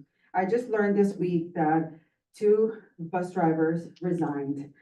And these were bus drivers that took advantage of what the board decided is to provide an incentive, recruit people, or rather, bus drivers to our district. And earlier, President Alvarado, you said, we talked about transportation routes, right, for Rancho Minerva, students attending the school. But also in the past, I've heard you said how other school districts or other cities are telling you, what is Vista doing that, you know, we can't recruit employees in our school districts, right? And that's because you've been proactive in providing incentive to new employees. But the way to find out how we can retain employees is by providing exit interviews. Unfortunately, these 2 employees that left said, we were never asked to do an exit interview. And why, again, why am I sharing this? Because we asked, why are you leaving? They said, we can be in limbo if the district can guarantee 8 hours after the school year. So we're gonna go to Oceanside where they can guarantee the 7.5 and better benefits. Okay, but it's important to know that. You won't know that if there's no exit interview. So how can we address this? So I'm here to speak because I want to retain employees, right? It impacts our students. Let's remember, who are we serving? So it's my duty to share that with you as a board so that we can collaborate. We're ready, CSC is ready to collaborate, have these discussions about how can we extend this for guaranteed hours for bus drivers. And I'll leave it at that. Thank you so much and happy Thanksgiving, early Thanksgiving, I guess. Thank you. Thank you, Ms. Ramos. Next is our DLAC committee. Ms. Ana Cruz.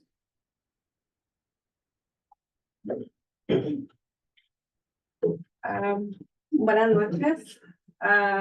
Vengo a presentar una actualización de DILAC de la mesa directiva. DILAC realizó su primera reunión oficial el lunes 28 de octubre. En esta reunión los miembros participaron en la capacitación anual de DILAC y se realizaron elecciones para presidenta, vicepresidenta, parlamentaria y secretaria. Y quedando como presidenta, Ana Cruz, que representa Vida y Mission Vista High School. Vicepresidenta, Olena Hatovska, sorry, no, lo siento, parlamentaria Esmeralda Chora y secretaria Soraya Gutiérrez de Vista High School y Juliana Carreno de Casita.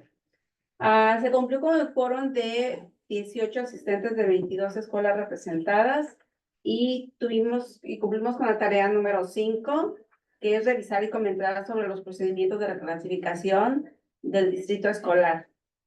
Y como consecuencia, con respecto a esta tarea de DILAC, quisiéramos respetuosamente recomendar que los criterios de reclasificación sean explicados nuevamente en la próxima reunión de DILAC para que los padres podamos comprender y entender mejor los conceptos y criterios antes de aprobar y poder dar una recomendación. Nuestra próxima junta oficial de DILAC se llevará a cabo el lunes 18 de noviembre a las 6 de la tarde en el VIC. Gracias.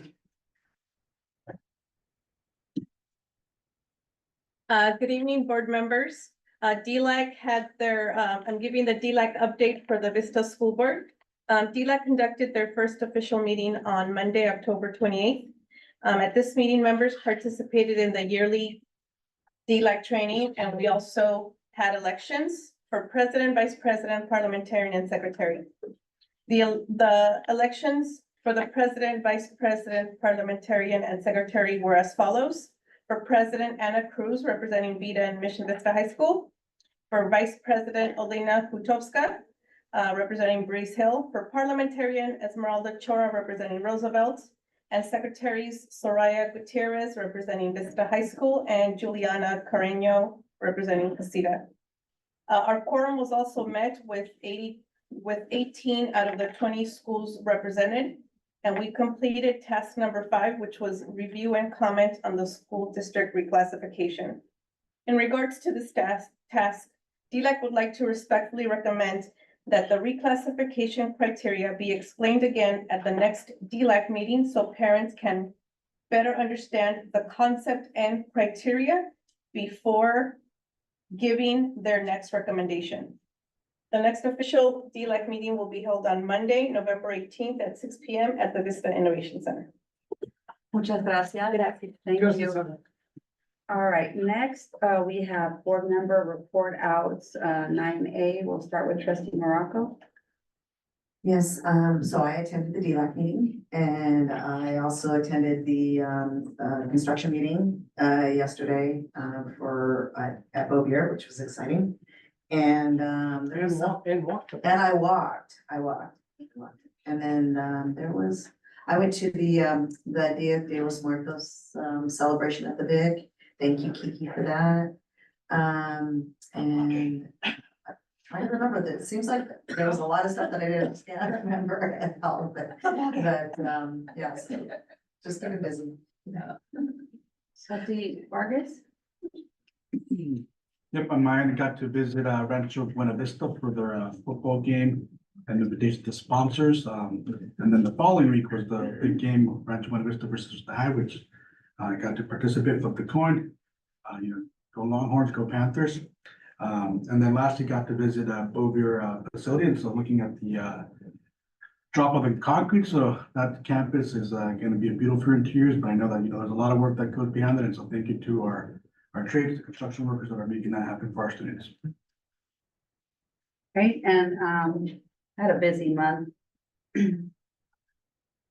I visited Betsy, which was great to see and meet some of our students over there.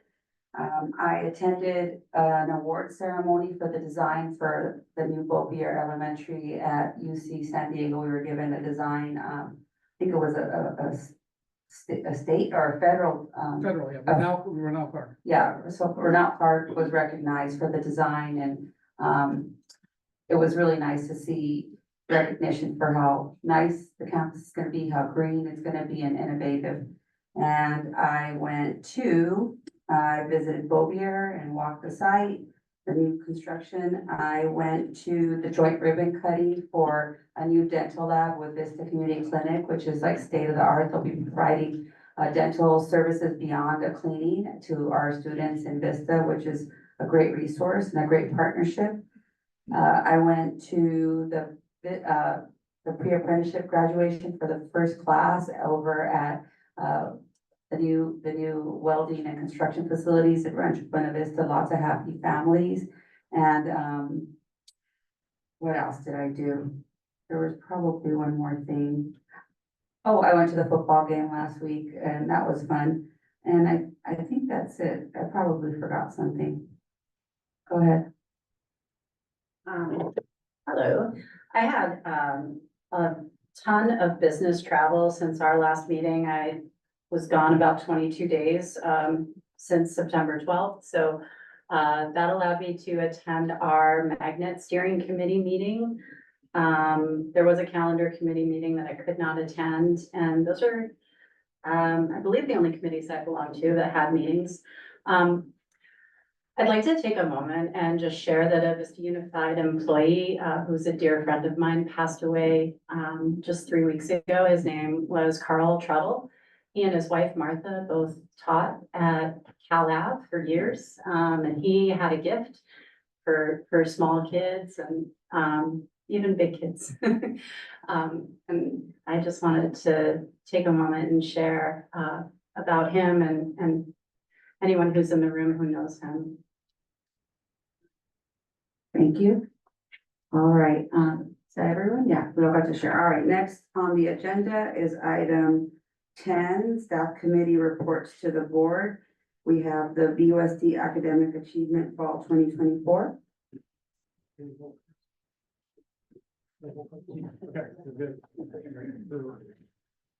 All right. Good evening, thank you for waiting. So before Mr. Post starts, this is the first of a number of reports we do every year. It kind of follows what is reported at the state level. So we anticipate giving this report tonight and then also following it up with a number of reports, including reports with principals themselves, as the board will interact with. We anticipate that sometime in January. So, Mr. Post has put together, a body of information related to, the results of students' academic achievement that we started receiving way back at the end of last year and all the way up until just a few weeks ago. So take it away, Mr. Post. Thank you. Good evening, President Alvarado, Vice President Kelly, members of the, Microphone. thank you for the reminder. Members of the Board of Trustees, I'm Steve Post. I'm the Coordinator of Measurement and Monitoring, and I'm here to present to you an overview of our academic achievement in our district. I will present a balanced assessment overview to show you multiple measures of success, to show you how we are tracking the growth of our students over time with a body of evidence, starting with our CASP assessments from the state. So the California Assessment of Student Performance and Progress, those are the state tests that the students take in English, math, and science each spring. And they are for grades 3 through 8 and grade 11. And they are for English language arts, math, and science. And we're going to take a look at how we did in this past spring, as well as looking over the past 3 years. So when a student gets a score from their CASP assessment, it is in 4 different categories. Level 4 standard exceeded, level 3 standard met, level 2 standard nearly met, or level 1 standard not met.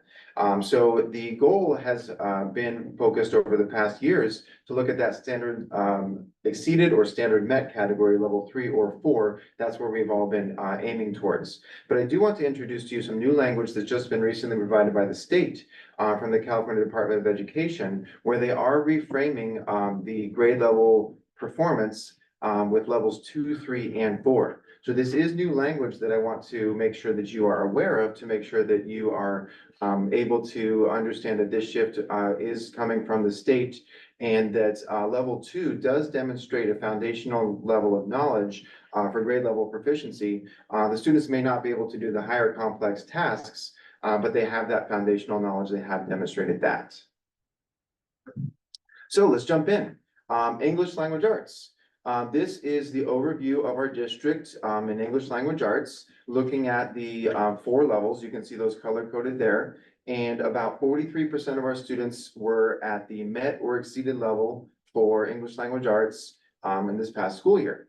And that is overall for all of our schools, which is an average. Some schools will have increased, some schools will have maintained, and some schools may have dipped a bit. So this is where we demonstrate the law of averages, where overall we're at this amount as a school district. So for English language arts, this is the achievement level over 3 years. And these graphs here show exceeded in blue, met in green, nearly met in yellow, and not met in orange.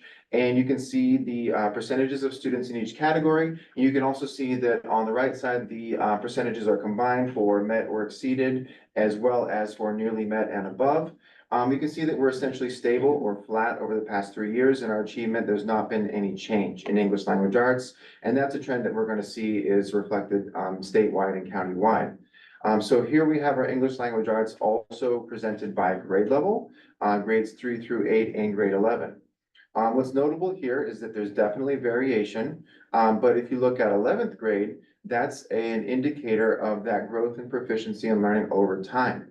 So the CASP assessment system is designed for proficiency and learning over time for the 11th grade students to demonstrate that progression of learning.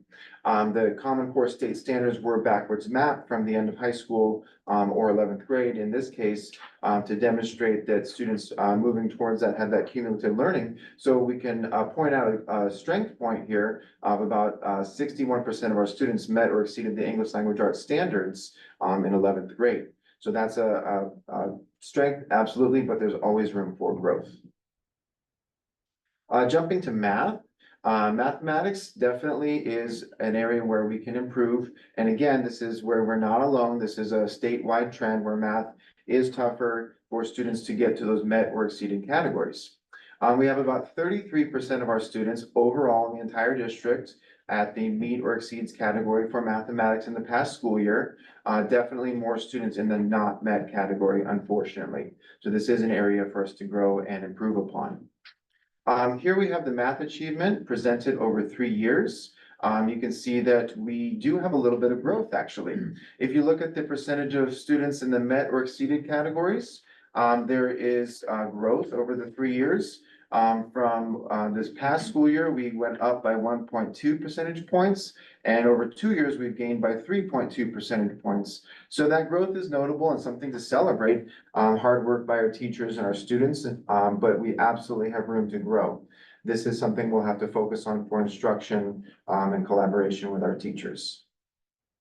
Math achievement by grade levels, variable again, but you can see here that, unfortunately, there's not the market growth for the 11th grade where we would look for that accumulation of learning like we saw in English language arts. We see that about 32% of our students are at that met or exceeded category for mathematics in the 11th grade. So clearly something that we need to focus on. Science. Science achievement here is a bit different in that the notable part here is the large amount of students who are at that standard nearly met category. Again, a trend that is reflected in many other districts. About 28.5% of our students were at the met or exceeded category for science. And then you can see a very large percentage of our students, 56% were at that standard nearly met. Science is different in that it's tested only in 5th grade, 11th grade, 5th grade, 8th grade, and then once in high school, either 11th or 12th grade. So there are more gaps between the tests. You can see here that the science is essentially stable over time. Over the past 3 years, the achievement is remaining about the same over the past 3 school years. And what's notable, like as I said, is if you do look at that standard nearly met category, combine that with the top 2 categories, most recently, we're at about 85% of our students who are at that nearly met and above level. So that is something that we want to focus on. Those students in that nearly met category have that foundational knowledge. They're a target group to help and boost and improve their learning to help them move up to those higher levels. Science achievement by grade, and you can see here, again, only 5th, 8th, and then once in high school, so 11th or 12th grade. And looking at the end of high school there, you see that we don't see that market improvement that we're looking for like we saw in English. But if you do take together those nearly met and above for 12th grade, we're looking at almost 90% of our students in those 3 categories. So this will be another area to dig in and grow. All right, so let's look at the schools. So this chart shows the schools that made growth. So schools over time, looking at this 24 school year to the previous one, we can see that many schools had significant growth and increases in their achievement. The growth metric shown here is a combination. It's a combination of the growth in the standard met and the standard exceeded category, plus the decrease in the students in the standard not met category, shrinking that lowest category. When you combine the growth at the top and the decrease at the bottom, you get this increase metric. And you can see there's many schools that made English language arts growth and even more in math. And you can look at some of those schools making double-digit gains. You can also see some of our schools with high levels of students with low socioeconomic challenges, English learners, and yet those are schools making gains as well. Next, we have schools that maintain. We're defining maintained as staying within 2 percentage points, so +2 to -2, essentially staying at the same level year over year. And you can see there's a set of schools right here in the middle for English and math. And this slide then shows the, unfortunately, the schools that had decreased achievement. So decreased achievement here definitely is an area where the schools will have to look at their instruction, collaboration, and support for their students. Now, I will note that the decrease in achievement does not note the starting point. While there could be a decrease, doesn't mean that the school did not already have a strong amount. It just means that there was a dip from one year to the next.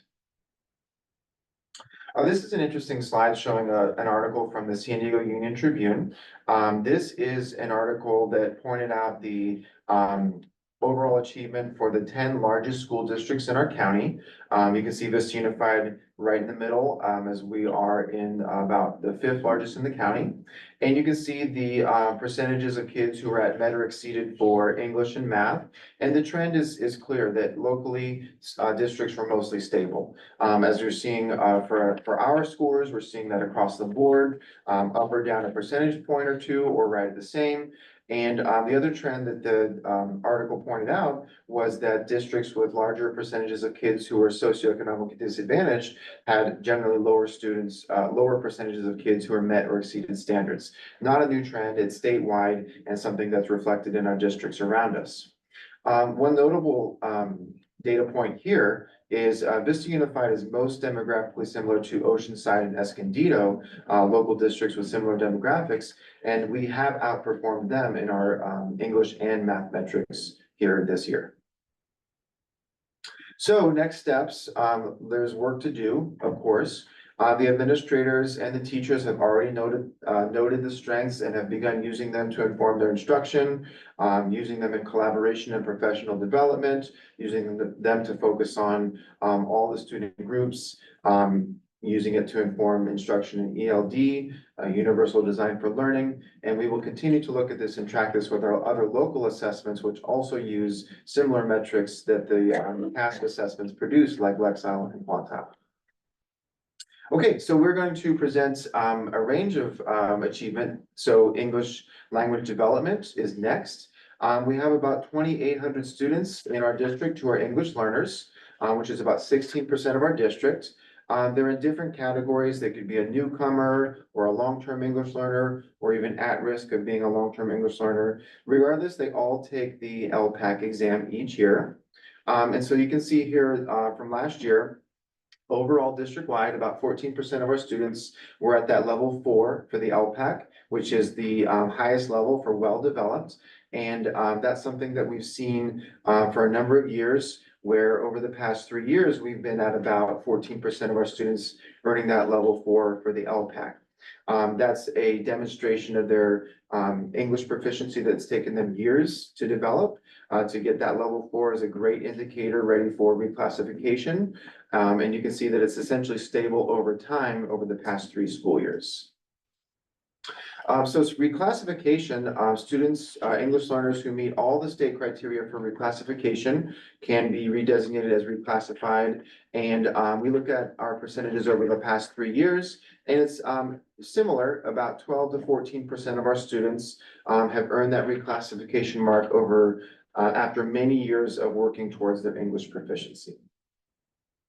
One more piece for ELD is the LP, English Learner Progress Indicator, which is where you take the LPAC levels and you break them down into 6 levels, and where you can find more metrics of growth. And the goal is for every student to grow 1 LP level each school year. And we can see the percentages of students that are doing that is essentially stable over time. Over the past 3 school years, about half of our students are achieving that goal. And then about a third are maintaining where they're at, and about 18%, unfortunately, could decrease. Okay, hopping over to high school with some of these nice high school metrics. This is a point to point out to see our AP and IB scores, which is something that our board has asked us to focus on as an area where we can increase and work on our policy on equity to increase access and increase achievement for all of our students. And we're proud to see that our students are doing so. Our teachers and staff have worked hard to enact that. And over the past 3 years, we've seen more students taking AP classes, having the courage to take the AP exam at the end of the test. I'm sorry, at the end of the course, which is tough. I can remember doing that in my high school career, and that was stressful for sure. And most notably, the students are passing. They are getting those scores of 3 or higher on the AP exams. You can see that percentage growing over time. That's a great achievement for our students and our staff. And that is earning them college credit. If you get that 3 or higher on the AP score, you don't have to then take that course in college. That's 1 less course to take, 1 less course to pay for, and it really does open doors. I'm happy to see that trend is also reflected in our IB classes, International Baccalaureate. You can see an even more marked increase here, reflecting that same increase in access, increase in success for our high schoolers, taking those IB classes, taking those exams and passing those exams. So we're very proud of them. Also another high school metric, we really want to remove barriers for our students, making sure that they have engagement in those classes. They have ways to express their knowledge. They have ways to be successful, and we want to make sure they're not getting Ds and Fs. In just 1 year compared to the previous school year, we had a reduction in 5.4% in D grades and 13.9% reduction in Fs. Taking that off the table, that's to quantify that, that's 241 fewer Ds and 959 fewer Fs. Those are the barriers that could get in the way of graduation. Those are the barriers that could get in the way of a student moving on to bigger and better things. And so we are really proud of our students and our staff to help this achievement. Okay, and dual language immersion, another growth area where we've seen this program grow over the years. We have 3 elementary schools and now 1 middle school with our DLI program. We have over 900 students in the program, and we can see that they are at a number of schools where they're having success in Spanish and in English. And you can see that this shows a little bit over time where the growth has been occurring. You can see that the percentage of kiddos at the elementary schools has grown. Currently at Grapevine, it's at 68% of the students, amazing. And then Madison is just starting their journey. So for achievement data for the DLI program, we've got quite a few because there are local assessments that are done through the school year. There's end of the year assessments. There's the proficiency showcases that our 5th graders just did for the first time. And so let's take a look at some of those. So some of the local assessments that the students do to look at their Spanish literacy and language skills and their oral language skills are things called the Galileo assessment or the Solemn assessment. And you can see here, these are for 5th grade at Grapevine. So our students who've been in the program the longest and have reached up to these top levels. And you can see that in both these assessments they took last year, we have huge numbers of students at the highest levels in these assessments of their Spanish language abilities, showing their growth over time. This is a new one. The California Spanish Assessment has only been around for a few years. It's part of the CASP system, and it does show the students' Spanish abilities in reading, writing, and listening based on the Common Core state standards. You can see our 3rd, 4th, and 5th grade students in the DLI program took this California Spanish assessment last year. This assessment is optional. It is for students, it's designed for students in a biliteracy program.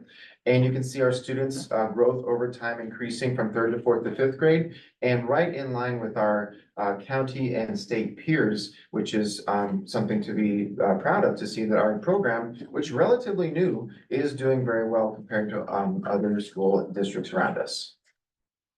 One more metric to look at is the showcase. The 5th graders began to do their showcases at the end of 5th grade, at the end of their 5th grade year. This is a CDE requirement to have a proficiency attainment demonstration. And so we developed a showcase in Vista Unified to help students demonstrate that in speaking and listening in both English and in Spanish. Those 5th graders, as you can see here, a couple of fun pictures. You can see the 5th graders in the DLI showcase at Grapevine, 75% of them earned those scores of 3 or 4 out of that 4-point rubric based on the Common Core speaking and listening standards.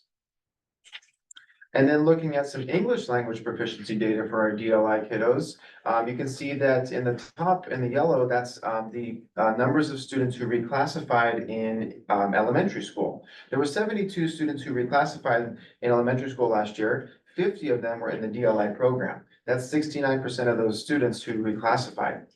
And then at the bottom, you can see the Grapevine Elementary CASP English Language Arts growth in the cohorts. So this is a cohort measure where you're tracking the same group of students over multiple years. And so the 5th graders last year, over a couple of years, they increased their English language arts proficiency by 16 percentage points. Their met or exceeded group grew by 16%. And the 4th graders, their met or exceeded group grew by over 5%. So watching those students grow in all of their language skills. Okay, so that brings it to the end of my presentation. I'd be happy to answer any questions. So I think we started with trustee Vargas. Yeah, looking at one of the earlier slides, you talked about, the school districts that, you know, are overperforming or performing above the, you know, over recent time. And so I guess my question is to Dr. Dill, when are we scheduled to have, you know, that one-on-ones with the principals to go over, you know, highlights, you know, lessons learned? Yeah, we're thinking that would be best done in January, but the board can direct us if they'd like to do it earlier or later. But I've already met with the principals and they're prepared to have that one-on-one in January. We would need direction from the board in terms of how you would like us to focus that time. If you remember last year we did it, we can do it in any methodology, but we're ready to go in January. Yeah, and I guess, you know, looking at that and like the bright spots, how does that inform, like, you know, how we're supporting our principals, especially those that, you know, are not? Yeah. And that, you know, not to say that they're bad principals, but, you know, like, how do we make sure that, you know, provide the services and the support? Yeah, so, and Steve, perhaps you can respond to, when we actually started to work on the data that we got from the state of California. I think it's important for the board to note that we get this data about state assessment fairly early. But the data we get fairly early is only usable by teachers and principals because we don't get the overall data. We don't get the overall data until just a few weeks ago. Kind of walk them through when we started in June and some of the projects we've been working on to help principals address some of the areas where there was regression.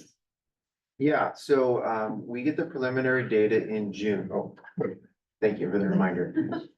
We get the preliminary data in June, and that is not for public release at that time, but we are able to share that with the principals to help them get the indicators that could change. You know, we might get some percentage up or down, and the principals can start to see the strength areas and the areas of growth. So it's time for those reflections to say, well, we increased and so our, you know, achievement and based on this instruction might be an indicator that this instruction is helping, or we had a decline and perhaps we need to make a change. And so it's for the principals, the staff to collaborate and to work on it. They've been doing that for months. They've used their staff meetings, their late start or early release Mondays. They've used their PLCs to with department chairs to really dig in and say, what is it? What's going on? What's in the test? Are we giving those students the opportunity to practice the topics that are on the test? Are we giving the students ample time to, you know, get to those levels of challenge that are requested on the test? So we've been working on that through principals meetings and teachers using that collaboration time. So I would be happy to continue with that in my role to help them. I attended the California Assessment Conference a few weeks ago with a team. We had a team of educators from our district go to gather resources, materials, and learn from model districts that presented about how they use the CASP assessments to drive instruction, how they shape their use of interim assessments, and how they enable the students to grow over time. So we absolutely have work to do, but we've begun. And then my second question is more on the D-Line program. Let me know if I'm reading this correctly, but kids that are in D-Line programs are reclassifying at a higher rate than the non-D-Line programs from the same school sites? So I presented the overall numbers of students who were in the in elementary who reclassified. So yes, the majority of the students who reclassified in elementary school last year were in the DLI program. That is something that indicates, I can't say for certain, but it indicates that that DLI program is absolutely helping their language development in both English and Spanish. Yeah, if you could provide and compare it to like the, you know, Foothill or like a Monte Vista, did you know, see that comparison and see if there's like a difference? But if that is the case, you know, then, you know, it was a great idea to start dual language programs and, you know, we're seeing the impact, you know, at one school site. And my last question on that, you know, I know that we're expected to open up a middle school pathway at Roosevelt. Is that for next academic year? Yes, that's for fall of 25. Perfect, thank you. And those would be the students that are matriculating up through Alamosa Park. Hi, my question is about the LP growth or the lack thereof for the students who are not meeting that growth target. What additional targeted interventions are being offered to these students above and beyond designated and integrated ELD? That might be better for Sandra to address.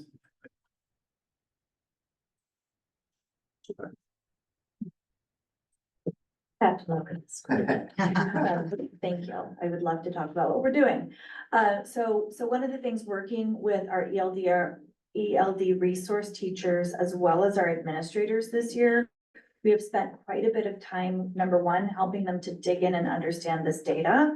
And using our elevation system, really look at what are targeted strategies at each level proficiency. So who are students that are at which level proficiency and what are we doing about it? So number one, we're starting with tier one. Like, how can we improve at 14%?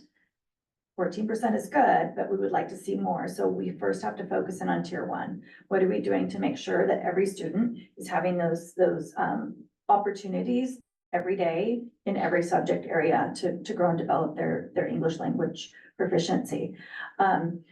Tier two, really making sure that our ELDRTs are in there, providing support to our classroom teachers, providing the professional learning so that they know how to target those types of interventions.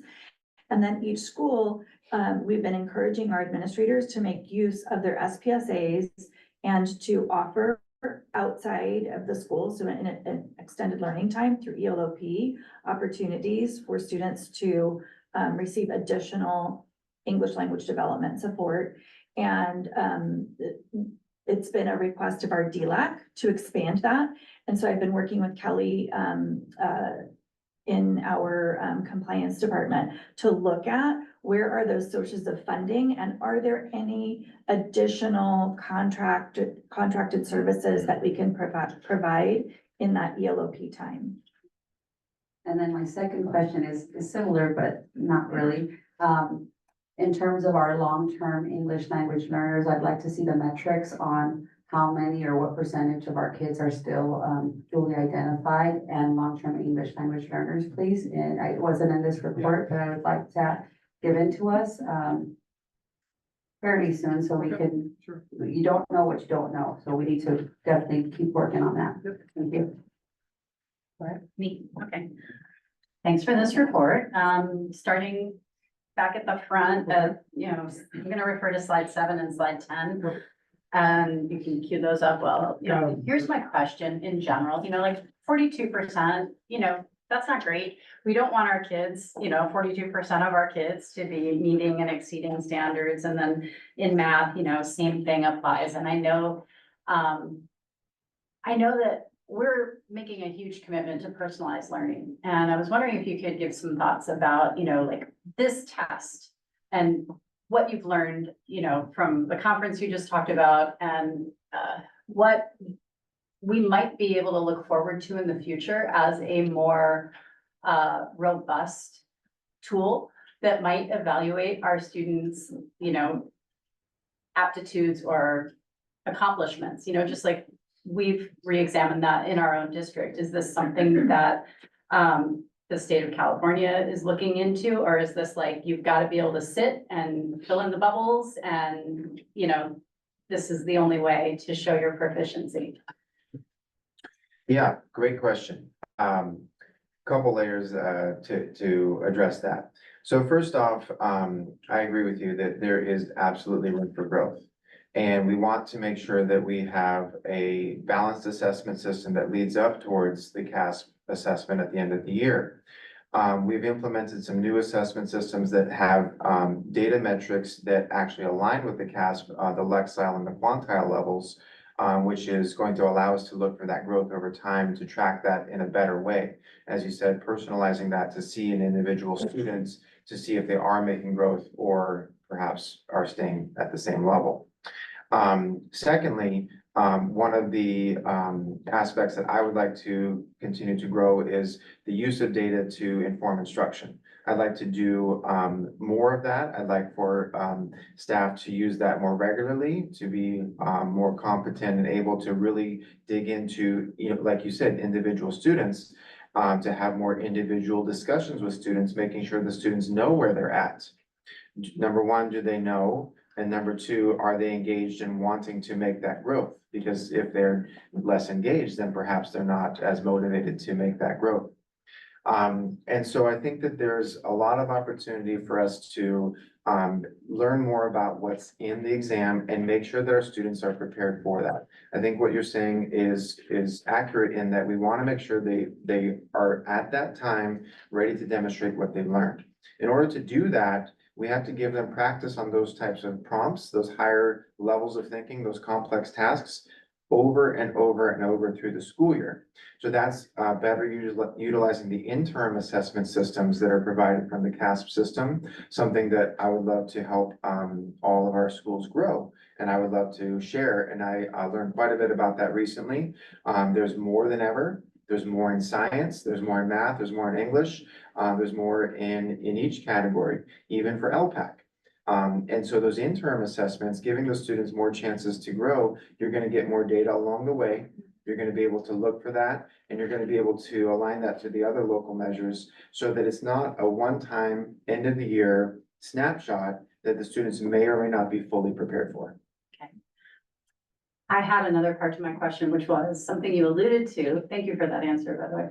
And, it was more about the state of California, you know, like if we were to look at slides 7 and 10 with state overall numbers on them. I know we talked about where we're comparing to some North County and similar districts, but do you offhand know, what the state figures were? Oh, I did not include that in this, but if I had to recall, it was a bit higher. It's slightly higher. Yeah. But we can put that in the Friday letter. It's slightly higher. We were trying to keep the slides. We already exceeded by 10 by a lot, but we can include that in the Friday. I think it's important, you know, for us to know where we stand in the state. My last question is about slide 16, where each of the elementary schools that have a DLI program have had significant growth. And that's not just in ELA, that's in math as well. And I was wondering, you know, as you've looked at all this data, backwards and forwards, do you think there's a correlation? My personal opinion, or looking at this, I mean, I can't say that there's something I can say for certain, but if I want to say personally, yes, absolutely. It is what I see as a real nice indicator. I would call it an indicator. I can't say it's proof to say for certain that this is causing that, but that indication is that it's working. The students are being challenged, the students are growing, the students' language is increasing. And we all know that on the CASP assessments, language is in every subject. You know, they are going to have that language challenge in math and science as much as they are English. So I think it's a great indicator. I believe that it's absolutely pointing in that direction. Trustee Morocco? Thank you, and that was an outstanding presentation. I was gonna say, that was really good. So a couple things that I did want to get clarification. So when we're talking about the standards that are met, exceeded, and nearly met, and not met, that we are talking Common Core standards, correct? Yes. Okay, so my one issue is when we say nearly met, because nearly met is not met. And if we're talking about Common Core, it is critical that we meet those standards, that they are designed for a reason. So, but you did a really good job. I appreciate that you put the met and exceeded, and then the nearly met, that you broke this out. I appreciate that. So my one question, I have one question. And it's, it kind of piggybacks off of what President Alvarado asked, which, you know, she was asking for the long-term English learners. I would like to see some data for our newcomers too, to see, you know, if we could see, you know, across the board, not just for language, but also in math and science, because my understanding is that a lot of the newcomers are coming here and they are actually already proficient in math and science, more so than where we are at. And so I'm curious to know whether that is actually being reflected in these math skills. I know you just said about languages in everything, but there, you know, there obviously might be recognized facts, numbers, and you know, what have you, if they're doing algebra or whatever. So that would be my one question. We can do that. Yeah, thank you. All right, so I think, those were Are we the good? questions, and we did give you a little bit of feedback in terms of what more information, what additional information is needed? Anything else? We should be able to get that to you fairly quickly. within a week or so. I just want to one more reiterate, you did a great job, a lot of slides. I was looking at it like, oh, we're gonna be here till midnight. And you went through it and you got through it really quickly and I just appreciate that. So Thank All you. right, thank you. I appreciate the presentation. Absolutely. All right, next on the agenda is 11, the consent calendar, agenda items 11 through 16. All matters listed on the consent calendar are considered by the board to be routine and will be enacted by the board in one motion in the form listed below. There will be no discussion on these items prior to the time the board votes on the motion unless members of the board, the staff, or the public request specific items to be discussed and or removed from the consent calendar. The superintendent and the staff recommend approval of all consent calendar items. Can I get a motion to approve the consent calendar? I make a motion to approve the consent calendar. is contracts under the consent? Or is it 16A? That's, We need a second. If we do this. yeah, No, it's just a point of order. 16A is ratify and approve contract. Is that in the consent or is that outside of it? It is. Yes, it is. Consent. Okay. All right, I just want a point of clarification. I'll second. Moved by trustee Kelly, seconded by trustee Morocco. Any further discussion? Yeah, I want to pull 16A. Okay. So could we get a friendly amendment? I accept the friendly amendment to approve the consent calendar, minus item 16A. We need a second on the amendments. Friendly amendment, no second needed. Got it. All in favor of approving the consent calendar minus 16A, say aye. Aye. Any opposed? All right, it is approved 4-0. The next is 16A, ratify and approve contract.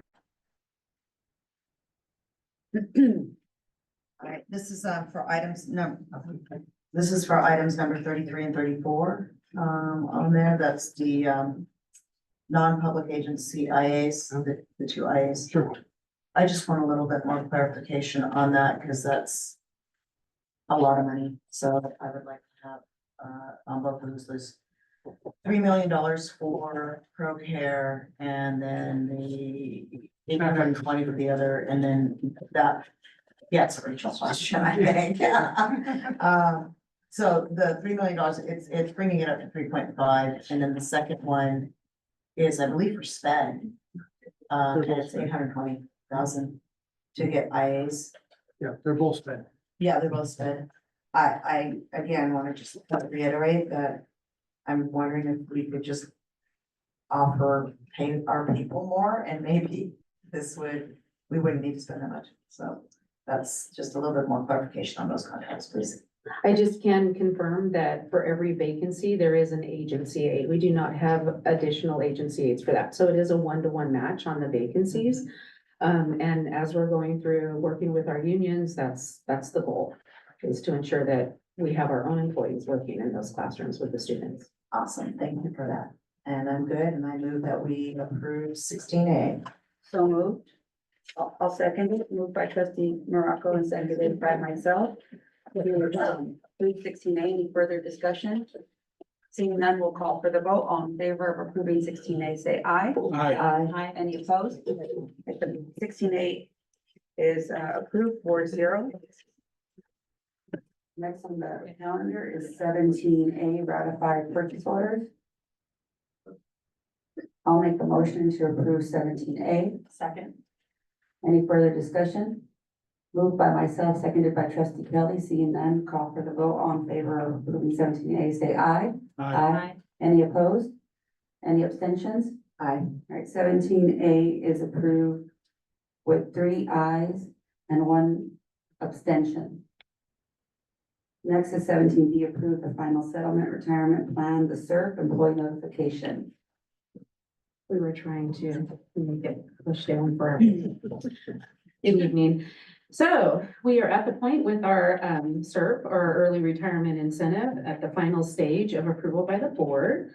And so just a little bit of a review. On August 8th, the Board of Trustees did approve the resolution that introduced the SERP, so we could advertise it to our employees. The enrollment window opened the next day and it closed on October 15th. Basic incentive of the plan, Basic incentive of the plan is that each employee that is participating will receive 70% of the salary that they earned during this school year, 24-25, over a 5-year period. Some have different years to get their money over, but the payment plan for the district is we will make those payments over 5 years. We included 2 slides just for the public, just to kind of review what the eligibility was. We won't go through those again tonight. And then our goals. One more, yeah, there we go. So of course, a retirement incentive is designed to generate savings and by encouraging retirements at the end of this school year. This aligns with 3 key areas that we knew have been coming for this last several years. This reduction in staff due to low enrollment helps us right-size that. One-time funding sources that are ending, and that new employees will start at different levels than employees that are exiting. So this is a chart that we've seen different variations as we've gone through this process. The number of eligible employees is a little over 400, about 454. The projection of, we've exceeded the projection of what we thought of in people that would participate, and we have 262 employees that are participating. So while we do know that this will result in a long-term fiscal positive impact for the district. So there is action still. So we've even done the initial start of it. We've had our enrollment. We've had a great success with that. And now we just need action from the board to approve the next phase. And that's notifying employees that it is happening. And I know that they're excited to hear that. Timeline, one more. So today is the 7th. Hopefully we'll approve the final implementation. The letters will start going out. I put November 8th, but I don't think they'll go out right tomorrow, but they will start processing those and send those out. And then over time from December through June, we'll start to begin budget development, LCAP development that will actually identify staffing replacements. Because savings is dependent upon how many employees that we replace. And we have great plans for recruitment, onboarding. We have a lot of employees to replace. Even with any type of non-replacement of employees, we still have a lot to fill. I will start with discussion, Trustee Kelly. No, I thank you for, presenting the data so clearly, and thank you to our colleague, Mr. O'Leary, who has, guided us through this process. I appreciate the information. I have no more questions. Trustee Morocco. Nope, I'm Complete total support of it. Trustee Vargas. If we approve this tonight, do you anticipate any pink slips in the spring for teachers? If an appropriate question. That's a great question. It is a great Complex question. So you want to take a stab at it first? Well, one of the things that we'll have to do is look at all those 3 things that we discussed. We'll have to adjust staffing due to projected low enrollments. We'll have to do staffing allocations for the sites. We'll have to look at all the departments. We'll have to look at where we can possibly not replace some of the staff that are leaving. And then with the LCAP development, then we can identify if there are any potential reductions that might not be covered by this. Yeah, the only thing I would add, this is an excellent question, it's a little complex. So the ultimate goal of the early retirement that we've had discussions with the board for more than 2 years about was to make sure that people would not lose their jobs. But I think the nuanced aspect of the answer is, depending of course from direction from the board, is that we might make adjustments in job categories that could shift a person from the job they're in now to a different job, but they would still retain their job. And I'll give you an example of that. One example is we have a whole host of just wonderful brand new teachers that are serving as learning support teachers. They do not have a class of their own. We call them non-rostered teachers because they don't have a roster of students that they work with, but they help students across the entire school. So an example would be, they likely wouldn't be in that job next year. They would be in a different kind of a job, but they would still keep a job. Does that make sense?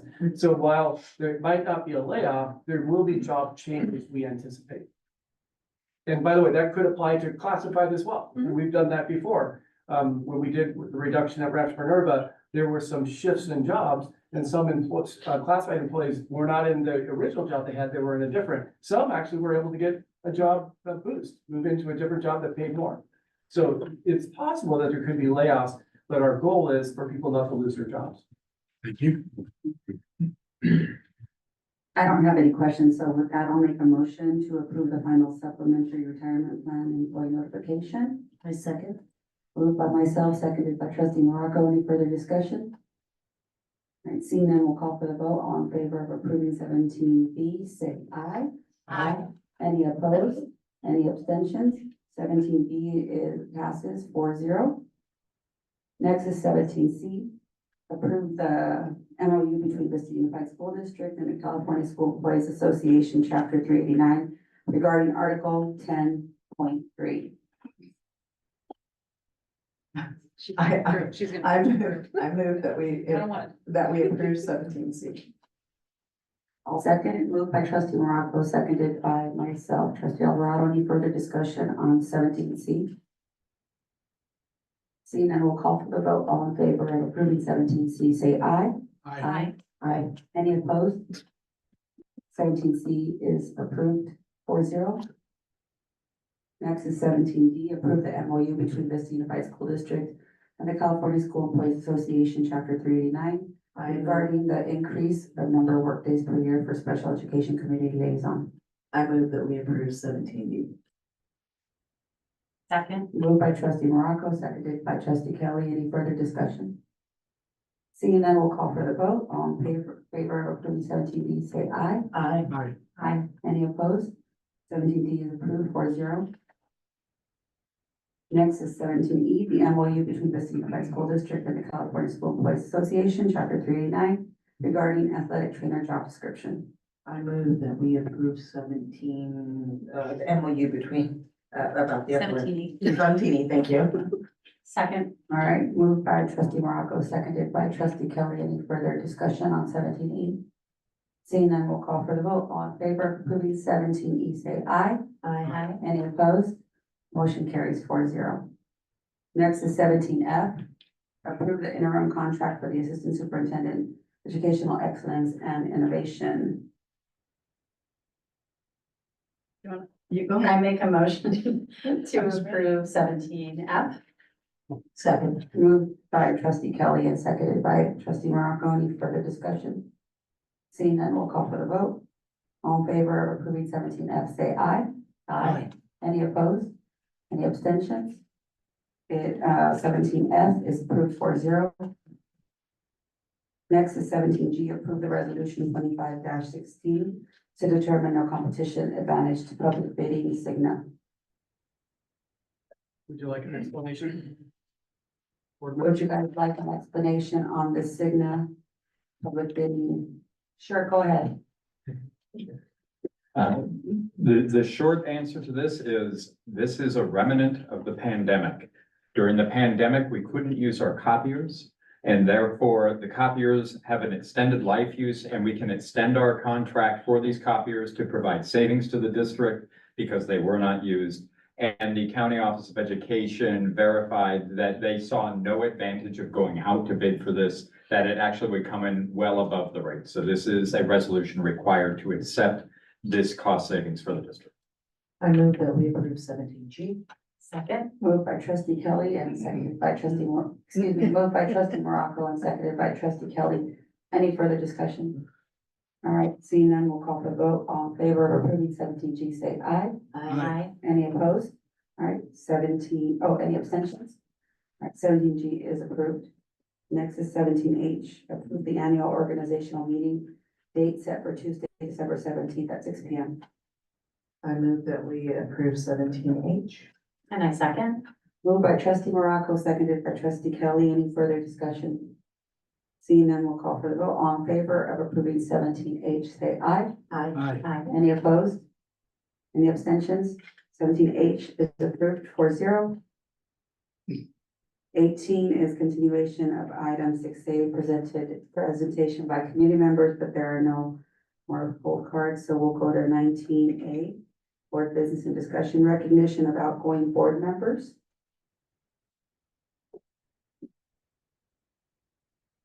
In a moment. Press the button. So members of the board, members of the public who are watching, it is a true pleasure of mine as the superintendent to recognize two board members that are outgoing tonight. One, of course, is absent, but we still, I believe, should acknowledge the board member tonight. We'll start with Ms. Kelly. Again, on behalf of the entire school district and the community of Vista, we want to thank you for your dedication and commitment to our community. Your involvement in a whole variety of activities, not the least of which was getting through COVID and supporting our parents through that very difficult time, and providing your wisdom on the board, not only for us as we work through very difficult topics, but also for our parents and for our students. I want to personally thank you, not just for your leadership on the board, but for your leadership as a parent in the district, and then also as within the Parent Teachers Association work you've done. And then in addition to that, you've served on a number of committees, including the Magnet School Committee. We want to thank you for your feedback on that and your leadership as you've gone through this process. We truly appreciate the great work you've done in our district. And we're also proud of your son and your daughter for the great work they did, moving on to their careers and trials. So thank you again on behalf of the board. I'd like to read this to you quickly. So Julie Kelly, Vice President of the Board, in recognition of your outstanding leadership promoting excellence in education for all students in Vista Unified. Thank you so much. We appreciate it. Right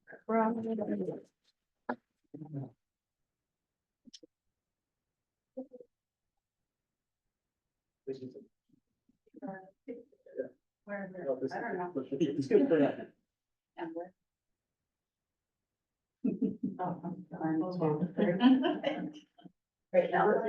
have perspective. 1, 2, 3. All right. All right. Do you want to make any statements? It's been a pleasure. Oh, geez. I prepared nothing for this. You know, I will say none of us who are serving on the board really know what that job is until we do it. And it's been a pleasure to work with this team and my fellow trustees. I'll appreciate the opportunity that I had to be in the room these last 4 years and be a voice for the parents and students that I represented from my trustee area. Thank you.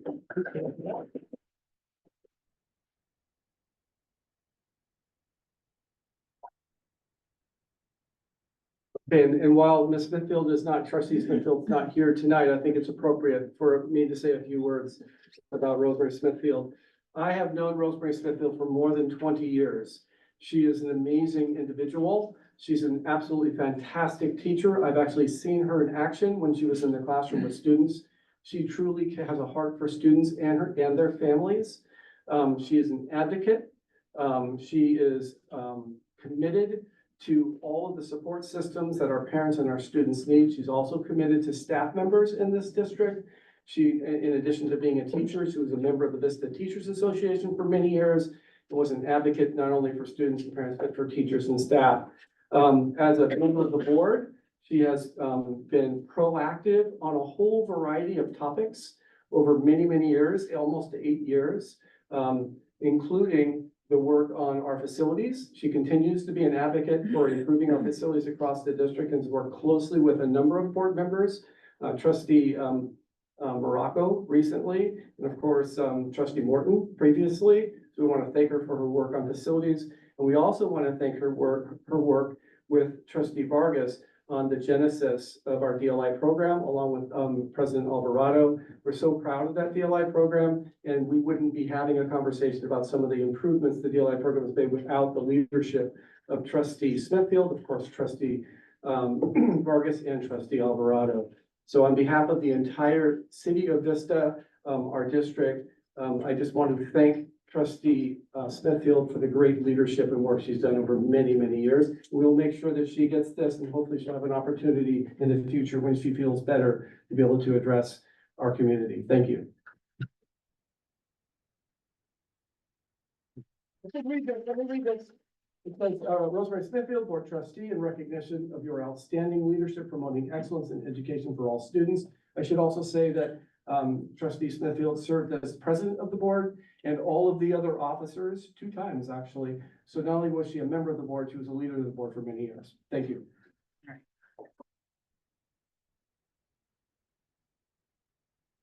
Next is 19B, review post 2025 board meeting dates prior to December meeting. Let's see if I can bring them up.